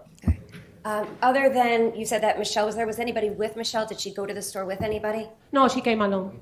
And other than your partner at the store, you and Michelle, was anybody else there at the time? No. How did Michelle seem when she was at the store with you that morning? She was every single day that she came to my store. She sat down in front of my desk. We were working both with the numbers. And do you want cash? Do you want a check? I prefer a check. So that was the interaction, like every single day. She used to come a lot to my store. Do you remember if while she was at your store, if she was on the phone or using the phone? No, I don't recall. All right. Do you recall what time she left your store? Yes, it was not more than 45 minutes when she arrived, so it was not like 12, it could be. Was Michelle in a rush at all? Excuse me? Was she in a rush? No, it was me that I was in a rush. Because you were leaving Yes. for a vacation? Did you communicate at all with Michelle at any other point in time during the day? Yes, a lot of times. Can you tell the jury about those communications? In one moment, I took an Uber to go to Boston, and the Uber driver stopped to put oil to the car and make some stuff with the car, and I texted her and said, this guy, like, he could do this in another time. He's dropping me off in Boston and he had to do so. It was like a funny conversation. And then I remember finally I'm heading the airport. When I was in customs, I remember that we exchanged, like, I'm in customs, I can talk right now. And then I remember once I was in the gate that I told her, now finally I'm in the gate. That was around 7, and the flight was going to be 8:30, I think. I don't remember exactly, but I remember exactly that moment that I was in front of the gate. So from 2017 to that conversation in Yes. May of 2019, you had been friends with Michelle? Yes. And you had talked to her regularly? Yes.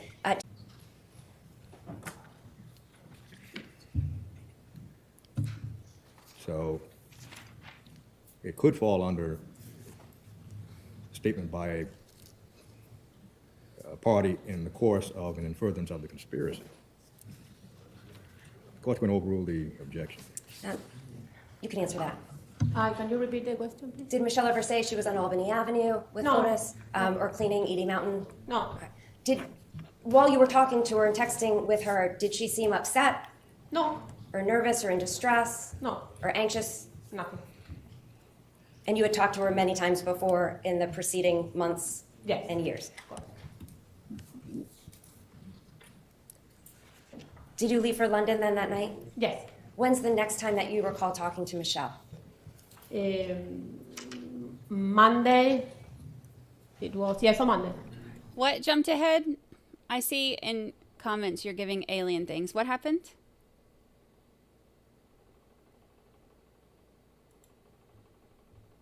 My thing shows a normal connection. It skipped forward.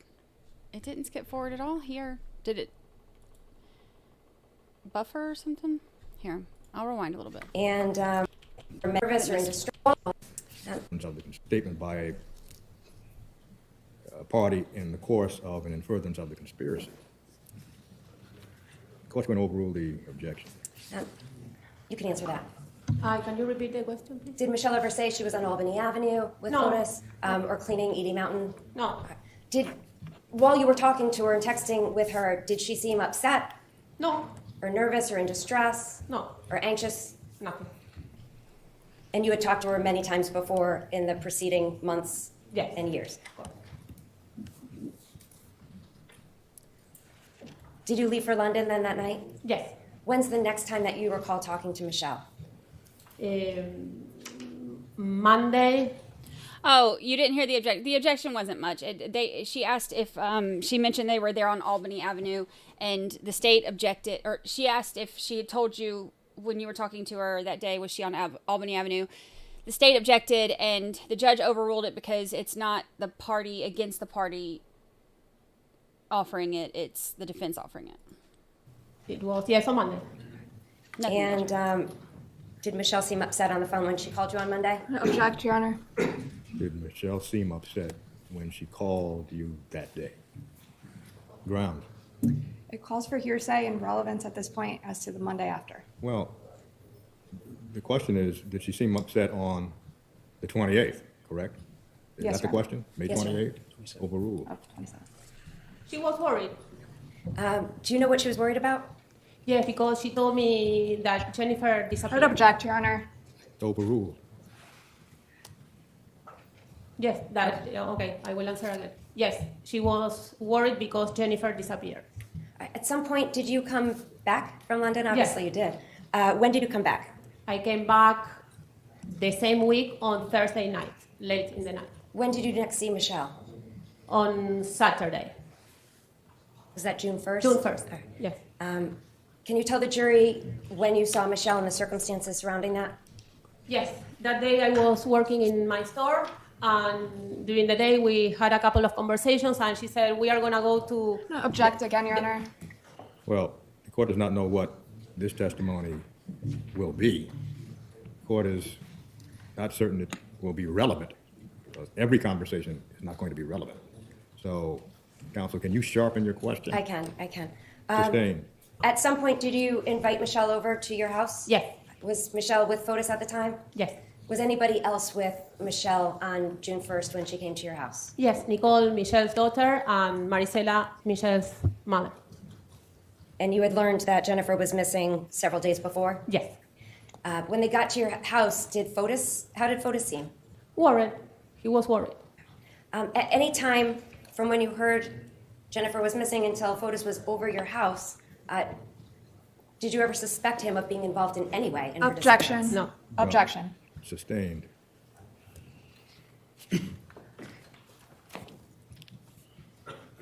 How did Michelle seem to you when she was at your house? She was tired that day. And was your daughter home? Yes. And Nicole was over? Yes, they were playing together. Do you know what Fotis was worried about? Objection. Sustained. At some point, did they leave your house? Yes. And do you know where they went? Objection. Grounds. Pause for speculation. Well, the court hears it as a relevance objection. Do you know where they went after they left your house? Relevance. To the hotel. Well, strike that. It's sustained. Did Michelle indicate? So I think it's interesting that she's saying that Fotis seemed worried. We've heard that he looked haggard a couple times and stuff like that, but not worried. So I don't think that there's I don't think there's anybody who said that he was worried. Even Michelle. Where she said he planned wasn't. to go. Objection. Well, relevance, counsel.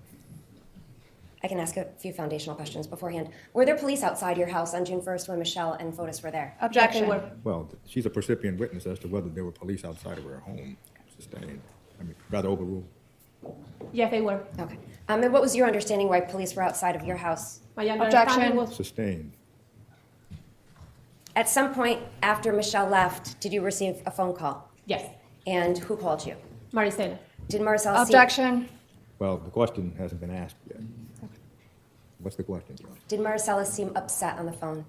Objection. Relevance. Sustained. What happened after you received that phone call? Objection. I went to the hotel. Well, the question is really, what did you do after you received the phone call? And the objection is Relevance. relevant, counsel. Your Honor, she had just learned that Michelle had been taken into custody, and it's relevant what she did next. Well, first the question, what did you do? And the court does not know what the answer is, but the fact that Michelle Troconis was arrested that's not in dispute. What this witness did as a result of Michelle Troconis being arrested, well, let's hear the question, counsel. What did this witness do as a result of Michelle Troconis being arrested? That's the question? It is, Your Honor. Relevance. Sustained. Did you ever speak to Fotis again after May 24th, 2019? No, never again. You and Michelle continued to speak? Yes. You remain friends? Yes. Was that May 24th, 2019? Yes. That day? The day of Michelle's arrest that she was at your house, that was the following week? The following week. Was it May 31st? Object, Your Honor. Well, the fact that Michelle Troconis was at the witness's home, it's already been established. So, sustained. Your Honor, I just need to clarify the date, may I ask? No. You can clarify the date, counsel. On what date was Michelle Troconis at your home? What day was Michelle Troconis at your home that night? June 1st. Okay, June 1st, thank you. Is English your primary language? No. That's when What is she your primary got language? arrested. Spanish. Do you and Michelle speak in English or Spanish when you talk? In Spanish, always. You never talk in English to Michelle? Unless there is a third person, that third person is an English-speaking language because of manners or respect. We speak in English between us. It's kind of weird, but yes, we do that. And certain times, though there is a third person and it's night and we are tired, we say like, excuse me for a minute. We are gonna talk something short between us because it is easier to certain words and we exchange like in Spanish. But yes, between us is always Spanish. Oh, well. In April and early May of 2019, was Michelle expressing a present intention to move? Objection. Well, that, court President does not Tension. recall whether that evidence the court believes had come in already. So that's overruled. You can answer. Yes. Okay. And do you know where she was planning to move? She had an apartment in Vail, Colorado. And was she planning to move with her daughter? Yes. Do you know whether her daughter is a competitive skier? Yes, and she was pursuing her career, so she was going to move to their apartment in Vail. Okay, thank you. One moment, please.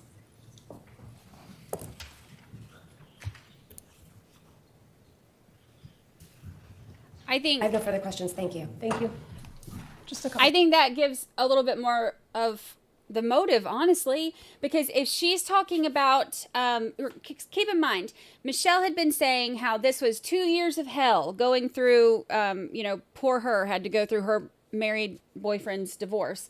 Talking about how bad it was and how it, she had gotten to the point where she was considering moving away. Okay, if she's sitting here saying, that just weeks before this happened, Michelle was talking to her about moving away, to me, that's more motive. It's almost like, okay, this whole next part is pure speculation. I could see, this potentially being a thing of like, okay, I'm, tired of going through this. You either need to get rid of her or I'm gone. And they're already going through all these issues. The court, custody stuff isn't going the way he wants to. They'd already said that Michelle and Fotis were not happy about the court decisions, no matter what he's telling everybody else. They testified to that they weren't happy about that. And so there's all these like boiling point factors. And so he's not only not getting the kids, but he's now about to lose Mistress Michelle because she's fed up with going through it and is going to move away with her daughter. So to me, if I'm on the jury and I'm hearing that, that is very much like, motive and boiling point, and doesn't look good for her, honestly. Hi, ma'am. How are you? Good. Just a couple of questions. You've known Michelle Troconis a couple years now. Can you speak a little louder? Sure, and please let me know if you can't understand me, okay? I am soft-spoken, just let me know, okay? I understand. Okay, how long have you been friends with Michelle Troconis? 8 years, like 8 years, yes. Okay, and you would consider yourself a good friends? Yes. In fact, you've actually referred to her in the past, or your relationship, stating you instantly clicked and had an incredible connection. Do you recall saying that? Yes, we have since the beginning a very good relationship because we share similar backgrounds, not only morals and principles, also because our careers. I worked as a TV producer with ESPN International and in Argentina doing some work, and she worked in ESPN in Argentina. So we have a lot of people in common. It was very easy to get along with her and the daughters. I just want to make sure I understand it. ESPN is the sports network? Yes. Okay, and did you work in the United States or in South America? I worked here in the United States, but also was doing some freelance work in ESPN in Argentina. Okay, and you had that in common with Michelle Troconis?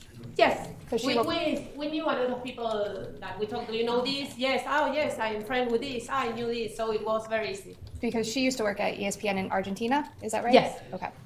Okay. And you've described your friendship as the two of you being inseparable. Do you recall writing that? No, inseparable. No, we are close friends. I don't remember if I were from where. Okay. Where did you find that? Well, would it refresh your recollection to take a look at a letter you wrote back in March of 2023? Oh, well, it could be like inseparable. Yeah, very close. Okay. Would you like to see the letter, or no? It's okay. I trust it. Okay. And you also described it as a beautiful friendship. Yes. Recall saying that? Yes, healthy and beautiful. Okay. And I think you testified on direct as well that you did lots of stuff together. Yes. You talked about barbecues. Yes. And I think in the letter you referred to hiking and coffee. Yes. Okay. You spent a lot of time with her. Yes. Okay. And you care about her a lot. Of course. Okay. And you both have your own business, correct? Yes. In 2019, what's the name of your store? Lighthouse Designed Concept Store in Simsbury, Connecticut. In Simsbury. And Michelle Troconis was a supplier for your business? Yes. Okay. She had her own business selling rugs? Yes. Okay. And she sold rugs at your store? So again? Did she sell rugs at your store? I sell rugs in my store. She was my provider. Oh, okay. Okay. Now, you've spoken to her about the fact that you're testifying today. Yes. Okay. And you've spoken to Attorney Schoenhorn about your testimony, or Attorney Felsen? Felsen. Attorney Felsen? Okay. Now, back in 2019, you were aware of Jennifer Barbara Dulos' disappearance, correct? Yes, of course. Okay. And you're also aware that the police were investigating? Yes. Okay. And actually, in May of 2021, the state police actually reached out to you. Yes. And you, Detective John Kimball, called you. Do you recall that? I remember that I received a text from nowhere, and I said, okay, this is a scam. I couldn't believe that the police was going to contact me by text, so I said, okay, I will not answer. And then I went to work, and I saw an email, and I said, okay, it seemed like it was real, and like I found out like it was, I don't know if they were professional, because I saw the shield of the police and something else. And yes, it was in 700 days after the disappearance. It was 700 days after the disappearance? Yes. And that you were contacted? For me, was very surprised. Okay. That you were contacted by the police? By Detective Kimball by email. Okay. And they asked to speak with you, and you refused to speak with them. Is that I correct? didn't refuse to speak with them. I said that if they want, they can subpoena me. So I could go and talk with an interpreter, because I knew I didn't trust them. So I said, okay, I will go subpoena me, and I go with an interpreter. Actually, it is true you indicated you would be happy to truthfully Yes, answer because- any questions. Please let me finish my question, Okay. please. Go ahead. I would be happy to truthfully answer any questions you have for me via email. Yes, because I felt more comfortable, also because my language. Okay. So it is easier for me to write than to speak. And you actually, in that email, told them that you had information that would help the defendant. Yes, I have here the email if you want. No, it's okay. I have it. Okay. You said you had information that would hurt the state's case. Yes, of course. Okay. But you would only answer that if they submitted their questions in writing. Is that No, correct? not only in writing. I was clear saying subpoena me, and I will be happy to be there and testifying or interviewing. And you also called them incompetent. Yes, I did. And I feel And- like I went a little further. But yes, I called them incompetent, but then I put in bracket that was not what I said. I said I had two options. One, that you are incompetent, that I don't think so. That was in parentheses. And the second option was that, or you don't want to hear the other side of a story, because how you are not going to interview a person that was sitting in front of you, looking at your eyes, the same of supposedly at the exactly time that a woman disappeared. And Well, I was let me ask you- suspicious. let me ask you this, Yes. ma'am, if you can. So you have, at that time, you felt you had information that could help your friend. You're correct? Yes. Okay, and I that can your tell you. inseparable, beautiful friendship. You Yes. had information. And since the 5 years since 2019 and 3 years since you've been contacting by the police, you kept that to yourself. Yes, because I didn't trust the police. Okay. And you didn't. There's no way in hell. If you have information that would help your friend, like true valid information that would help your friend who is being charged with conspiracy to commit murder, you don't keep it to yourself just because you don't trust the police. I'm sorry, but that's bullshit. You didn't contact anybody else? You didn't contact the news media? No, I would never talk in the media. Okay. Or anybody else, just you kept that information that you claim helps your friend for 5 years now?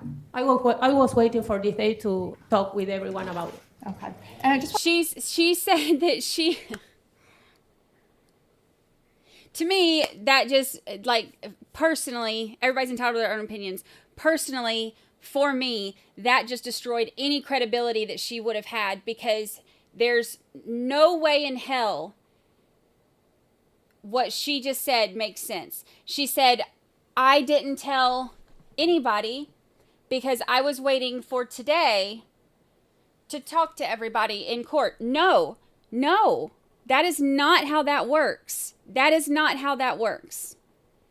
If you have information about a murder and your friend is being, or not information about a murder, let me rephrase. I don't want to be misleading. If you have information that would help the case of your friend, that would theoretically mean that she believes that Michelle's not involved, right? There's no way she wouldn't have given that information over. No way.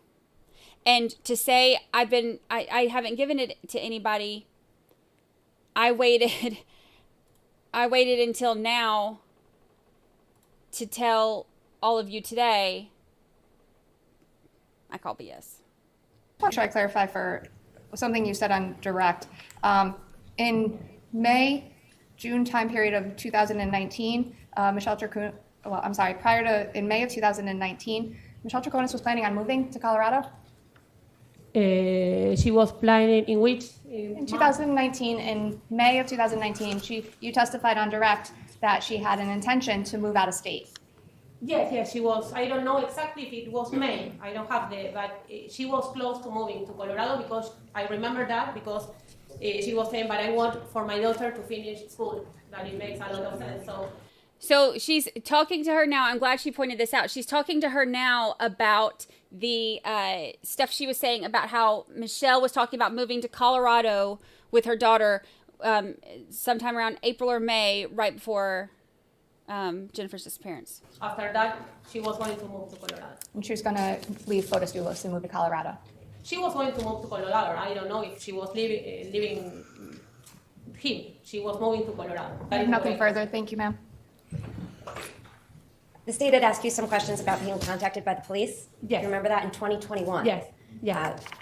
You were with Michelle on May 24th of 2019, right? Yes. Okay. And you had known Michelle all through 2017 and 2019? Yes. And you knew Fotis Dulos? Yes. You had been around them many times? Yes. You'd been there to their house many times? Yes. You've spoken to Michelle on many occasions? You texted with her a lot? I object, Your Honor. This is asked and answered and outside the scope. This is a running wheel, but where's it going? I'll wrap it up, Your Honor. Did the police contact you in May of 2019? No. Did they contact you in June of 2019 after Michelle was arrested? No.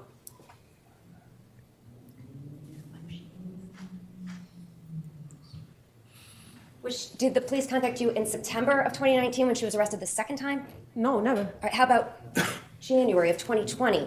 Did the police contact you then when she was arrested the third time? No. I have no further questions. Thank you. No, nothing further. Okay, ma'am, you may step down.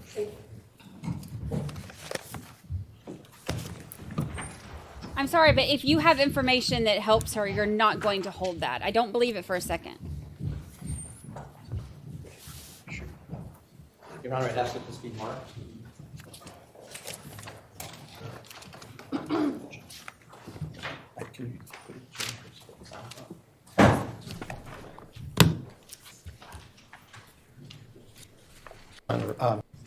Is there no objection to this exhibit?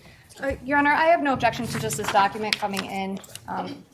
Yes, by agreement, Your Honor, this is Exhibit CCC. And if I could.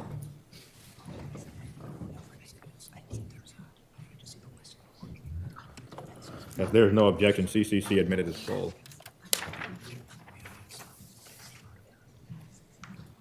So we have a document coming into evidence. Just have a moment.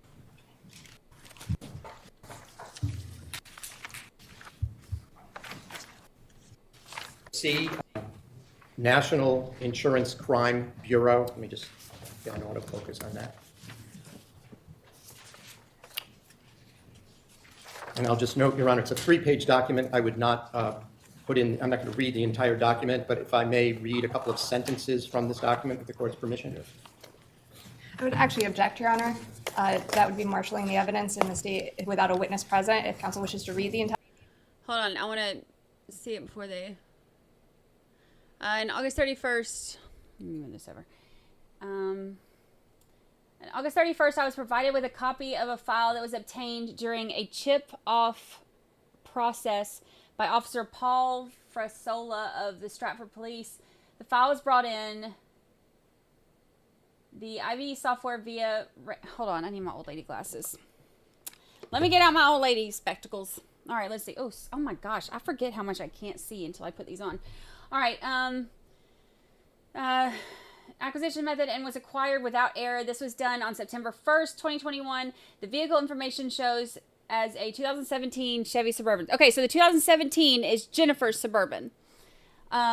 The acquisition was done via a search and seizure warrant. The information within the search warrant shows that Jennifer Dulos was reported missing to the New Canaan Police Department on May 24th at approximately 1900 hours. Jennifer was reported to reside at 69 Wells Lane. The vehicle belonged to her. It was located Lapham Road, Waveney Park. They obtained the cell phone number for her. Information obtained for phones for Jennifer shows two possible phones. The first is 9406 and the other is 7661. The analysis of the acquisitions shows there were 5 Bluetooth connections and 5 USB connections in the system. Following is information Or just display it as a piece of evidence. I have no objection to that, but highlighting a specific thing out of context would require more. Well, the parties agreed that this would come in as a full exhibit. There was no agreement as to narrating any portion of the document. Is that correct? That is correct. The court did not understand at the time the offer was explained that there would be a request to narrate any portion of the document. So as it seems to go beyond the agreement of the parties, the court will sustain the objection. The jury can read it. Well, I'll just note, Your Honor, I really am just calling the attention of the jury to the first 3 paragraphs at this moment, in the absence of the Stratford police officer, who by agreement did not need to be called, who had requested it. Well, the issue is your narration is going to highlight, if it's 3 pages, probably 12% of what's in the document. Is that the same? Yeah. And so the court is not going to permit that because the state then may wish to indicate some other portion of the document, and then we have competing narratives. The jury can see the whole document and come to their own conclusion. All right. Well, then, with the court's permission, I will read the document into evidence. That makes no sense. It's in evidence. And that was not part of the agreement. So Then I'm going to leave it up on the screen so the jury can, at their pace, review. no, you'll take it down because it's in evidence. So you can take it down. Am I permitted to pass it to the jury? No. I would also then call the jury's attention to Exhibit C, which is already in evidence, and just ask that this is the entire exhibit. Your Honor, if I may, There this was is no improper. agreement. Okay, this is the other one. Okay, so now I see where he's going with this. The paired device at 2:56. Where is it? 2:56.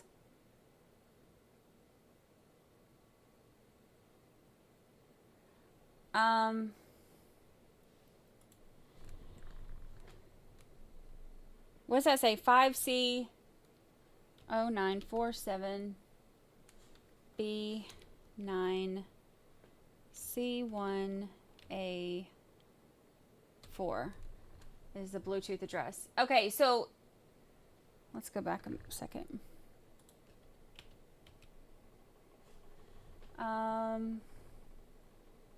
Unique number. Okay, 5C094 7B9 C1A4. Okay, that's what it is. All right, so there's, okay, so the iPhone unique number on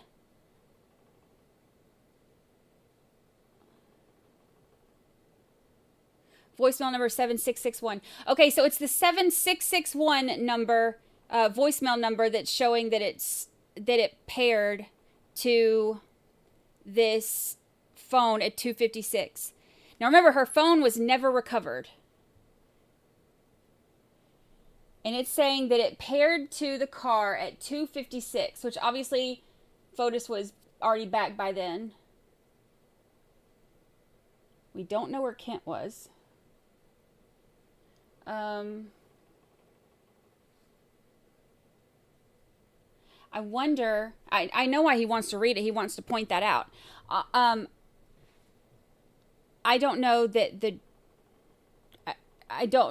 jury would, since he's not able to read what he wants to read, I don't know if the jury would pick up on that or not.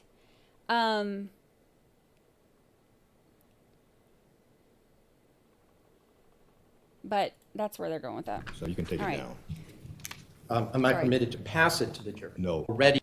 That there, of course, this can be published, but there's no narrative.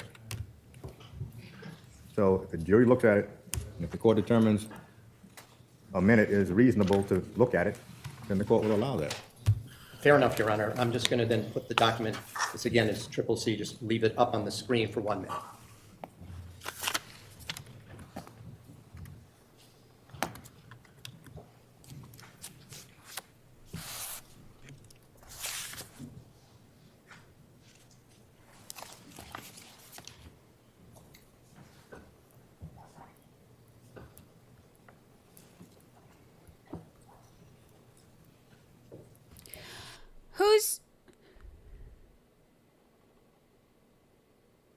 Whose number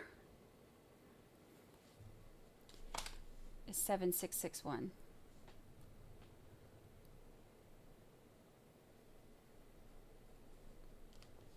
I'm going to look into that. They're both under her name, but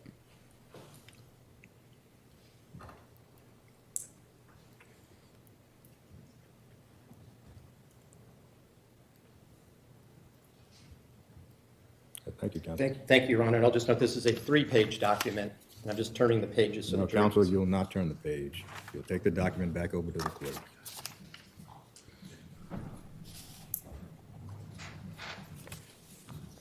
May we go to sidebar for a moment, Your Honor? Yes.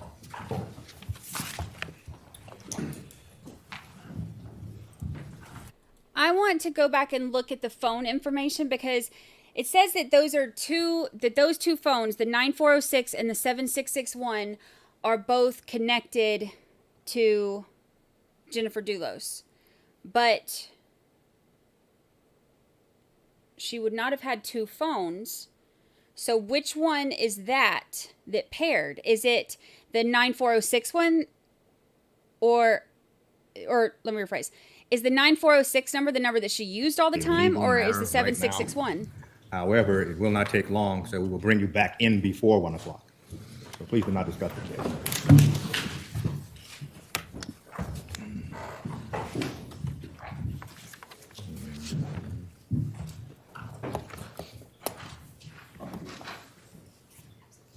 Because they never found her phone.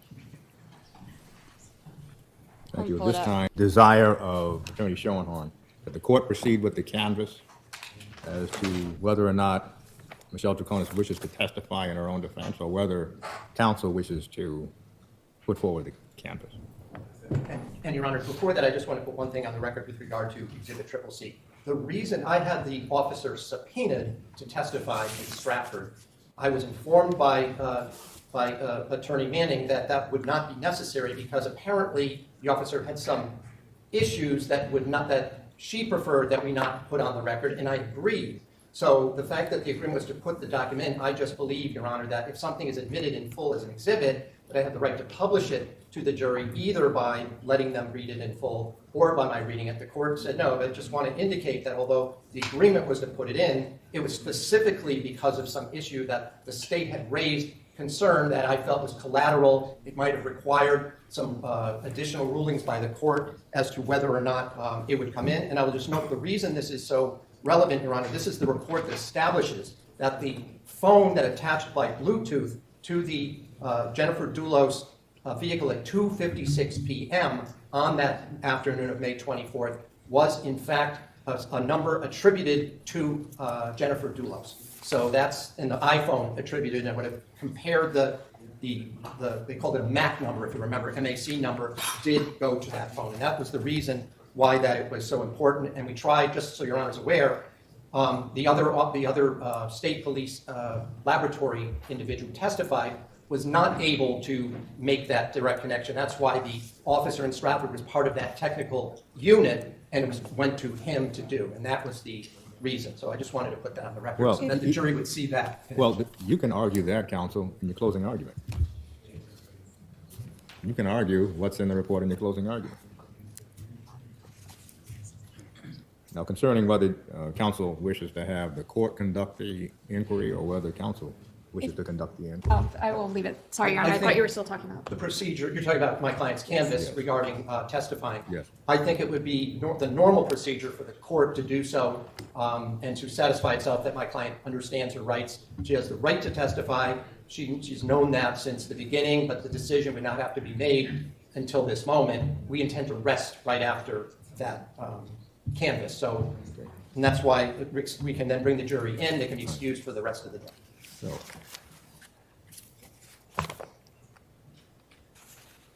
Your Honor, may the interpreter have a moment? yes. Thank you.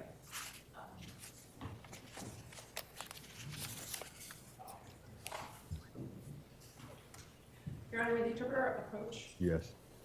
That specifically said iPhone, right? I want to go back and look at it. I'm going to investigate this a little bit more. I'm curious about which phone it is. If it's one that's connected to her or if it's the one that she actually used all the time.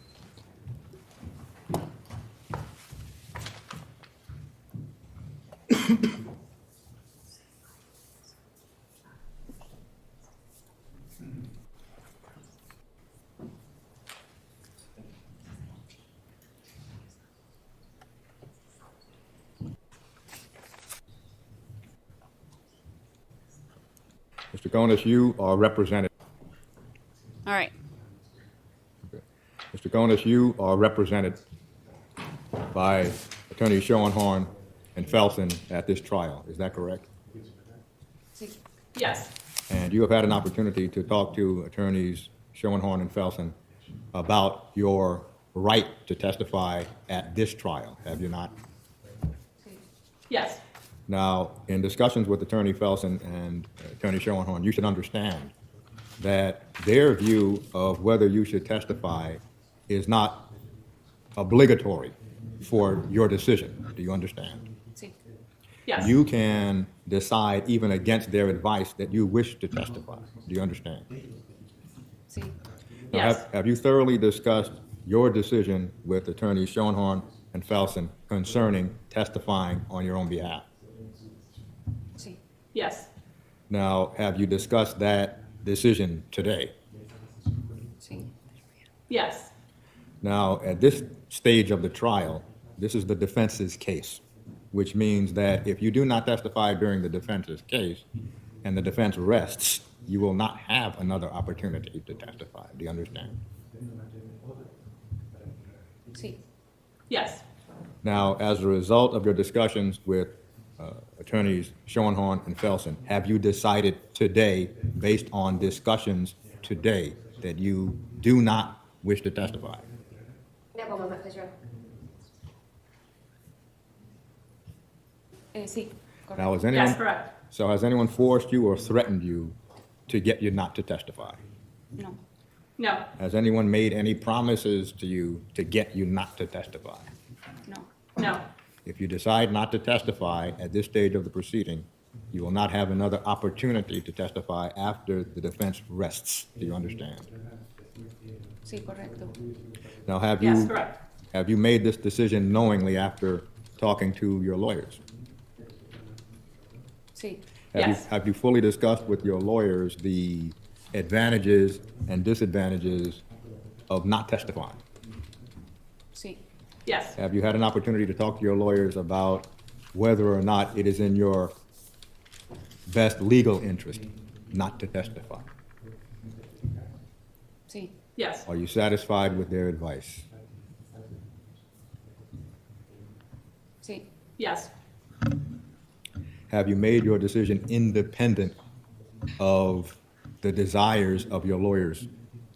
In other words, if your lawyers wanted you to testify and you have decided not to testify, is that your independent decision? And you have Yes. not been forced to make that decision. No. So the court can find at this point that the decision of Michelle Troconis not to testify has been made knowingly, voluntarily, and intelligently after having consulted with counsel on this date, the 23rd of February, 2024. Thank you. You may be seated.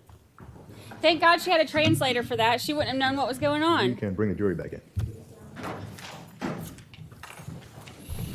Oh, what a mercy.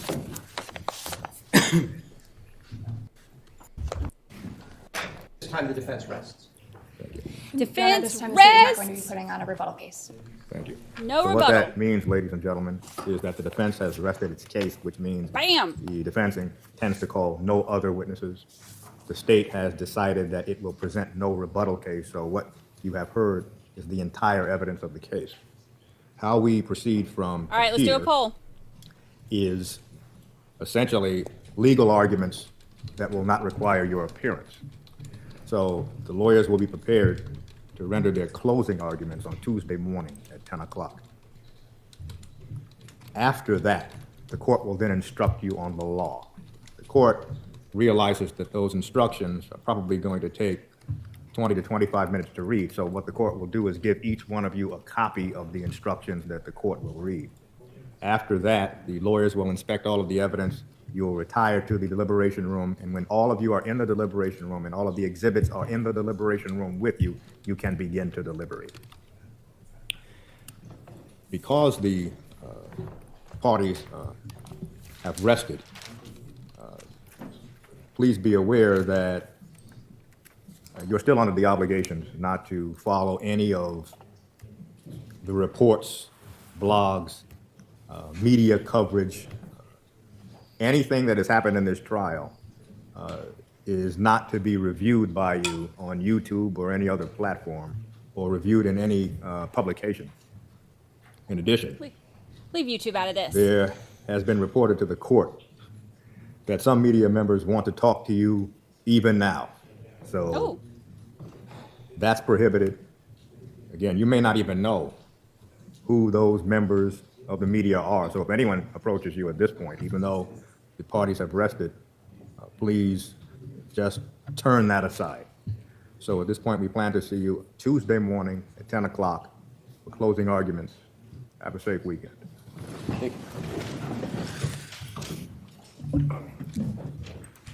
Oh, dang.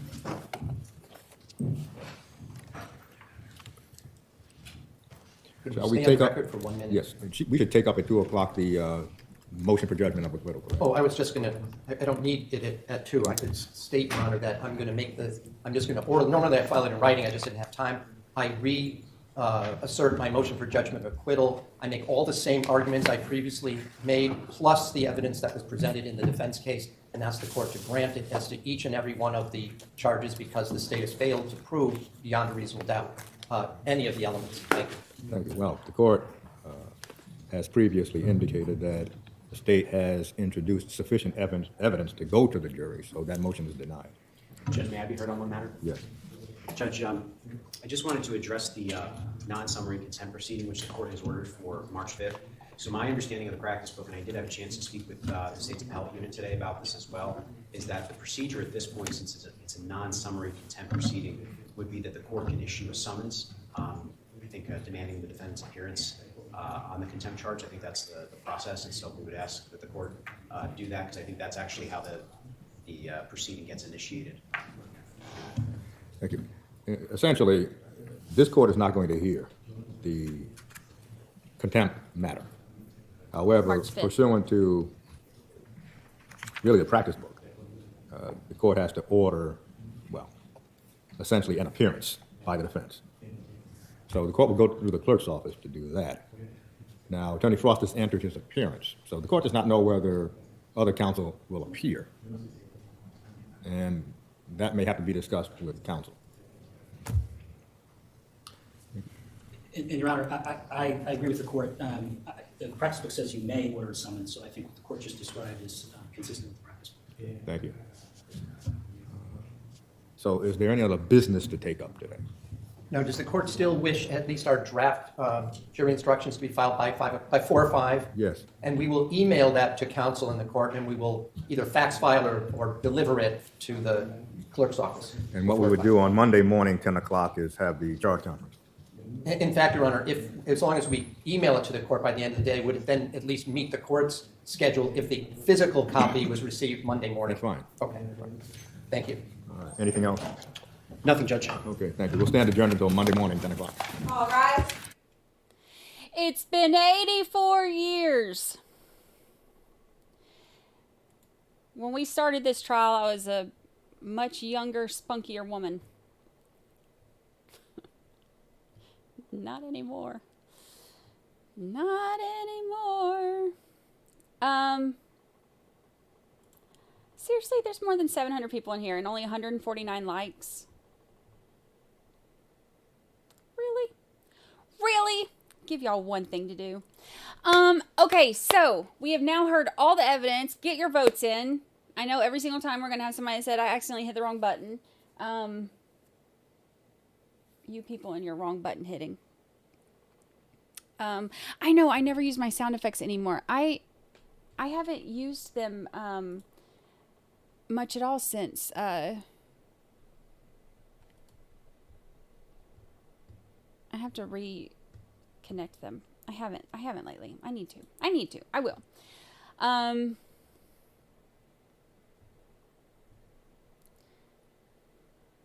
Oh, now it's at 300 and something. Okay, well, that's a little bit better.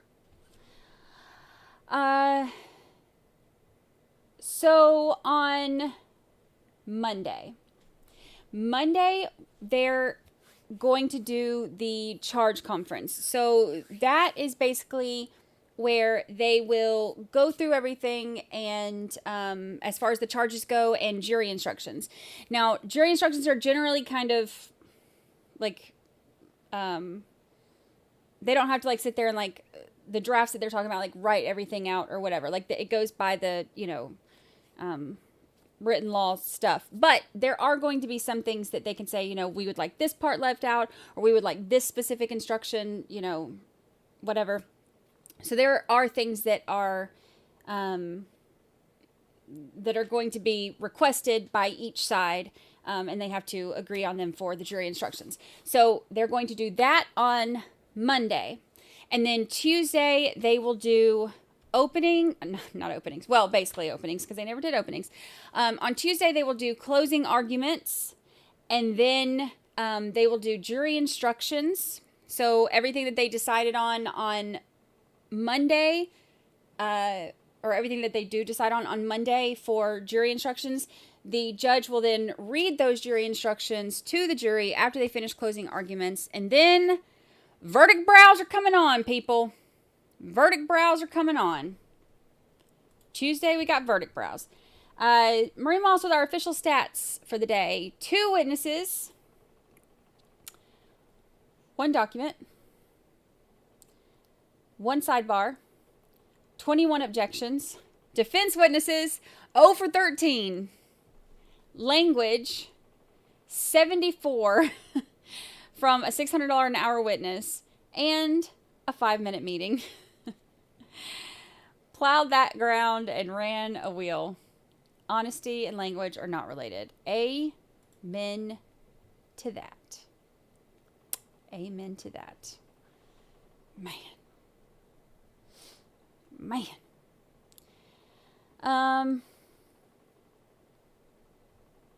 Interesting. Thank you, Marie Moss. You're the best. You the best.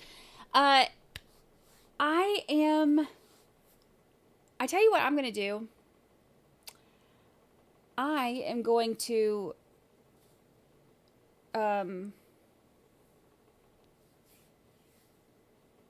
we're done for the day, yes. I kind of want to, I might go back and watch some of the pre-trial hearings about the phone stuff. We never watched them together. Actually, let me look that up real quick.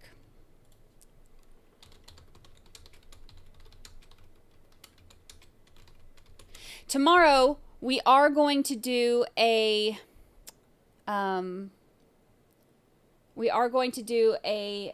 stream. We're going to watch some of the hearings and stuff that happened this week. Some of the stuff that we didn't get a chance to watch together this week because we were busy speed trialing. So we're going to do that tomorrow. Let me see.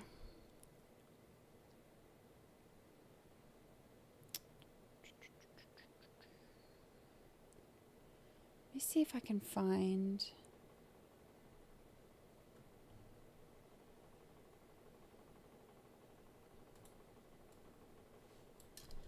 Let me see what I can find.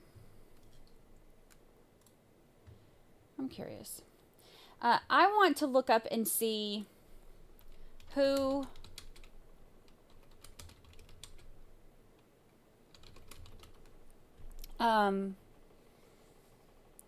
what that phone number was. I know they said that it's connected to Jennifer. I want to know if it's the one she used all the time or if it was I need to go back and look. Did it say specifically say iPhone?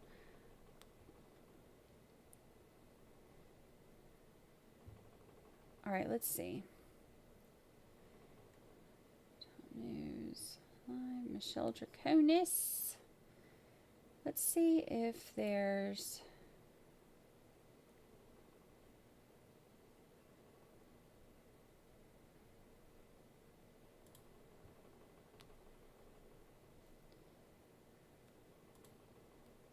Oops. Oops. Quit hitting buttons, Brandi.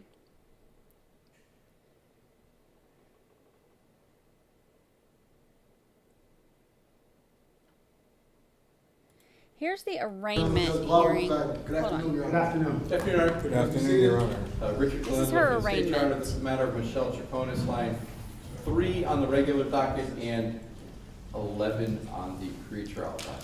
Good afternoon, Your Honor. Andrew Bowman for Mr. Troconis, who of course is here today. Yes, good Your Honor, afternoon. we're going to enter not guilty pleas. I believe one not guilty plea to the one charge most recently, and ask for a jury trial. Not guilty, jury election is noted. May we have October 25 here? October 25th, and ma'am, I'm gratified to learn you are compliant with the conditions of your release. There have been no issues with your supervision. So we'll see you back here on October 25th. Thank you. Thank you. Any other business? Okay, let's see. That was the arraignment. Let me see.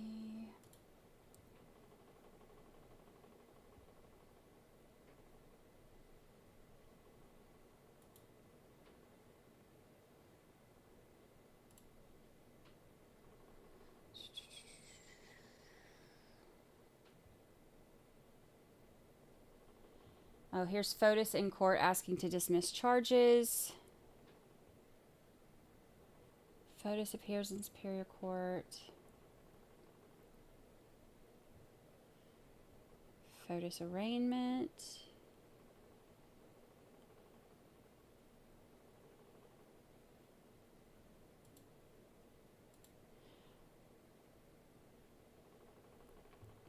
Maybe I'll have to look this up while we're not...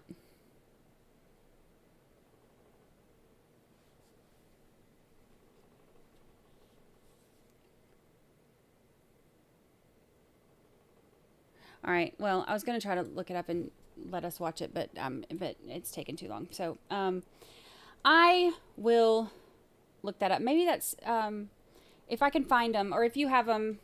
Look, y'all want to, anytime y'all want to save me, the more we get to do here. If you have any of the links for any of the hearings, we can watch them. Just email them to me or at Brandi at BrandiChurchwell13. So tomorrow, the plan for tomorrow, we're going to watch, I know Chad, yeah, that's one of the ones we can watch tomorrow. We can, we need to watch. And I want to look up the, I'm going to do some digging on the phone stuff. I'm probably going to take a nap first, let's be honest. But I'm going to do some digging on the phone stuff. I want to see if I can figure out if that's the phone she used a lot, or if it's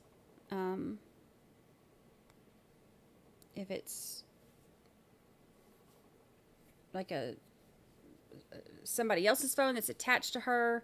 I don't know. So we'll have to see. But any of the hearings and all that stuff, anything that you want to see, if you email it to me, I can take a look at it. I'm going to get some stuff together for tomorrow. We'll do a stream for a few hours and watch some of the stuff together that we've missed.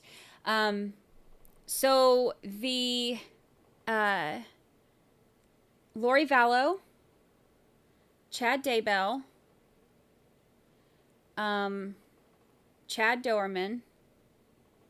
No, Chad Doerman. Yeah. We'll watch those tomorrow, and then we'll talk about the Michelle stuff again, because I want to look up the phone stuff after I rest again. We'll say tomorrow maybe 11-ish.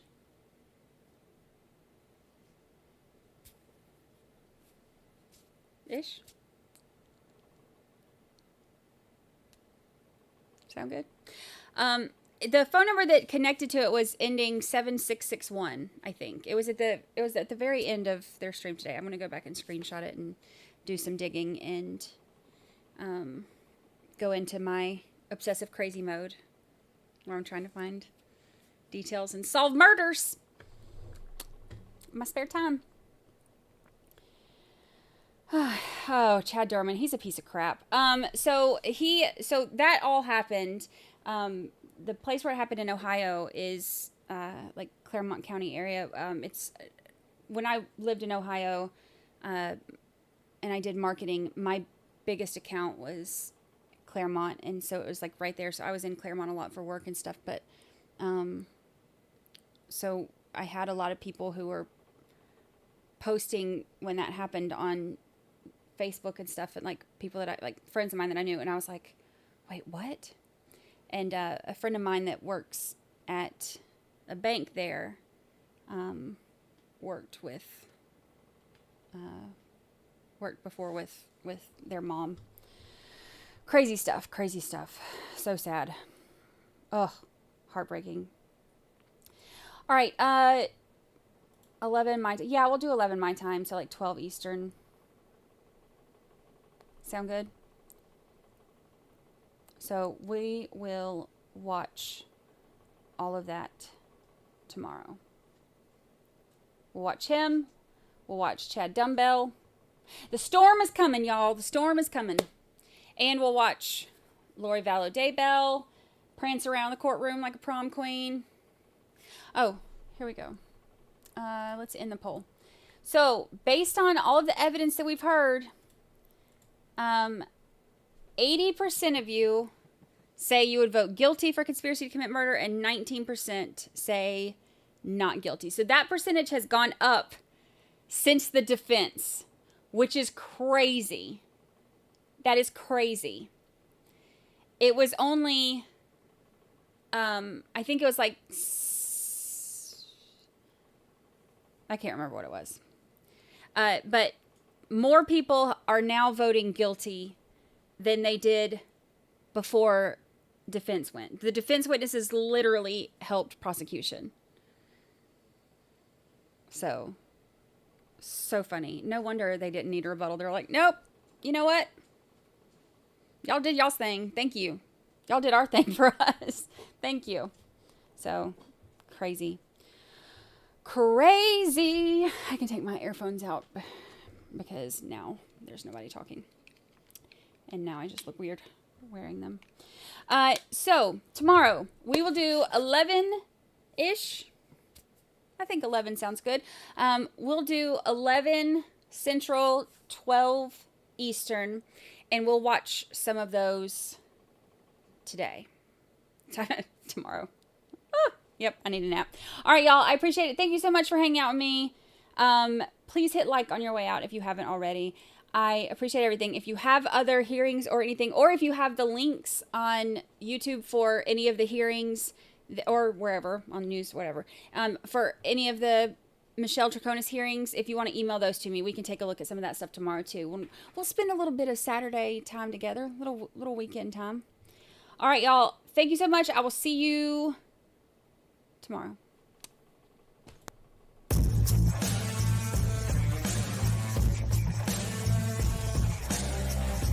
Yeah, I gotta go. I can't stick around here forever. It was wonderful. Everybody behaved. Everybody's always so nice to me. Just love your channel.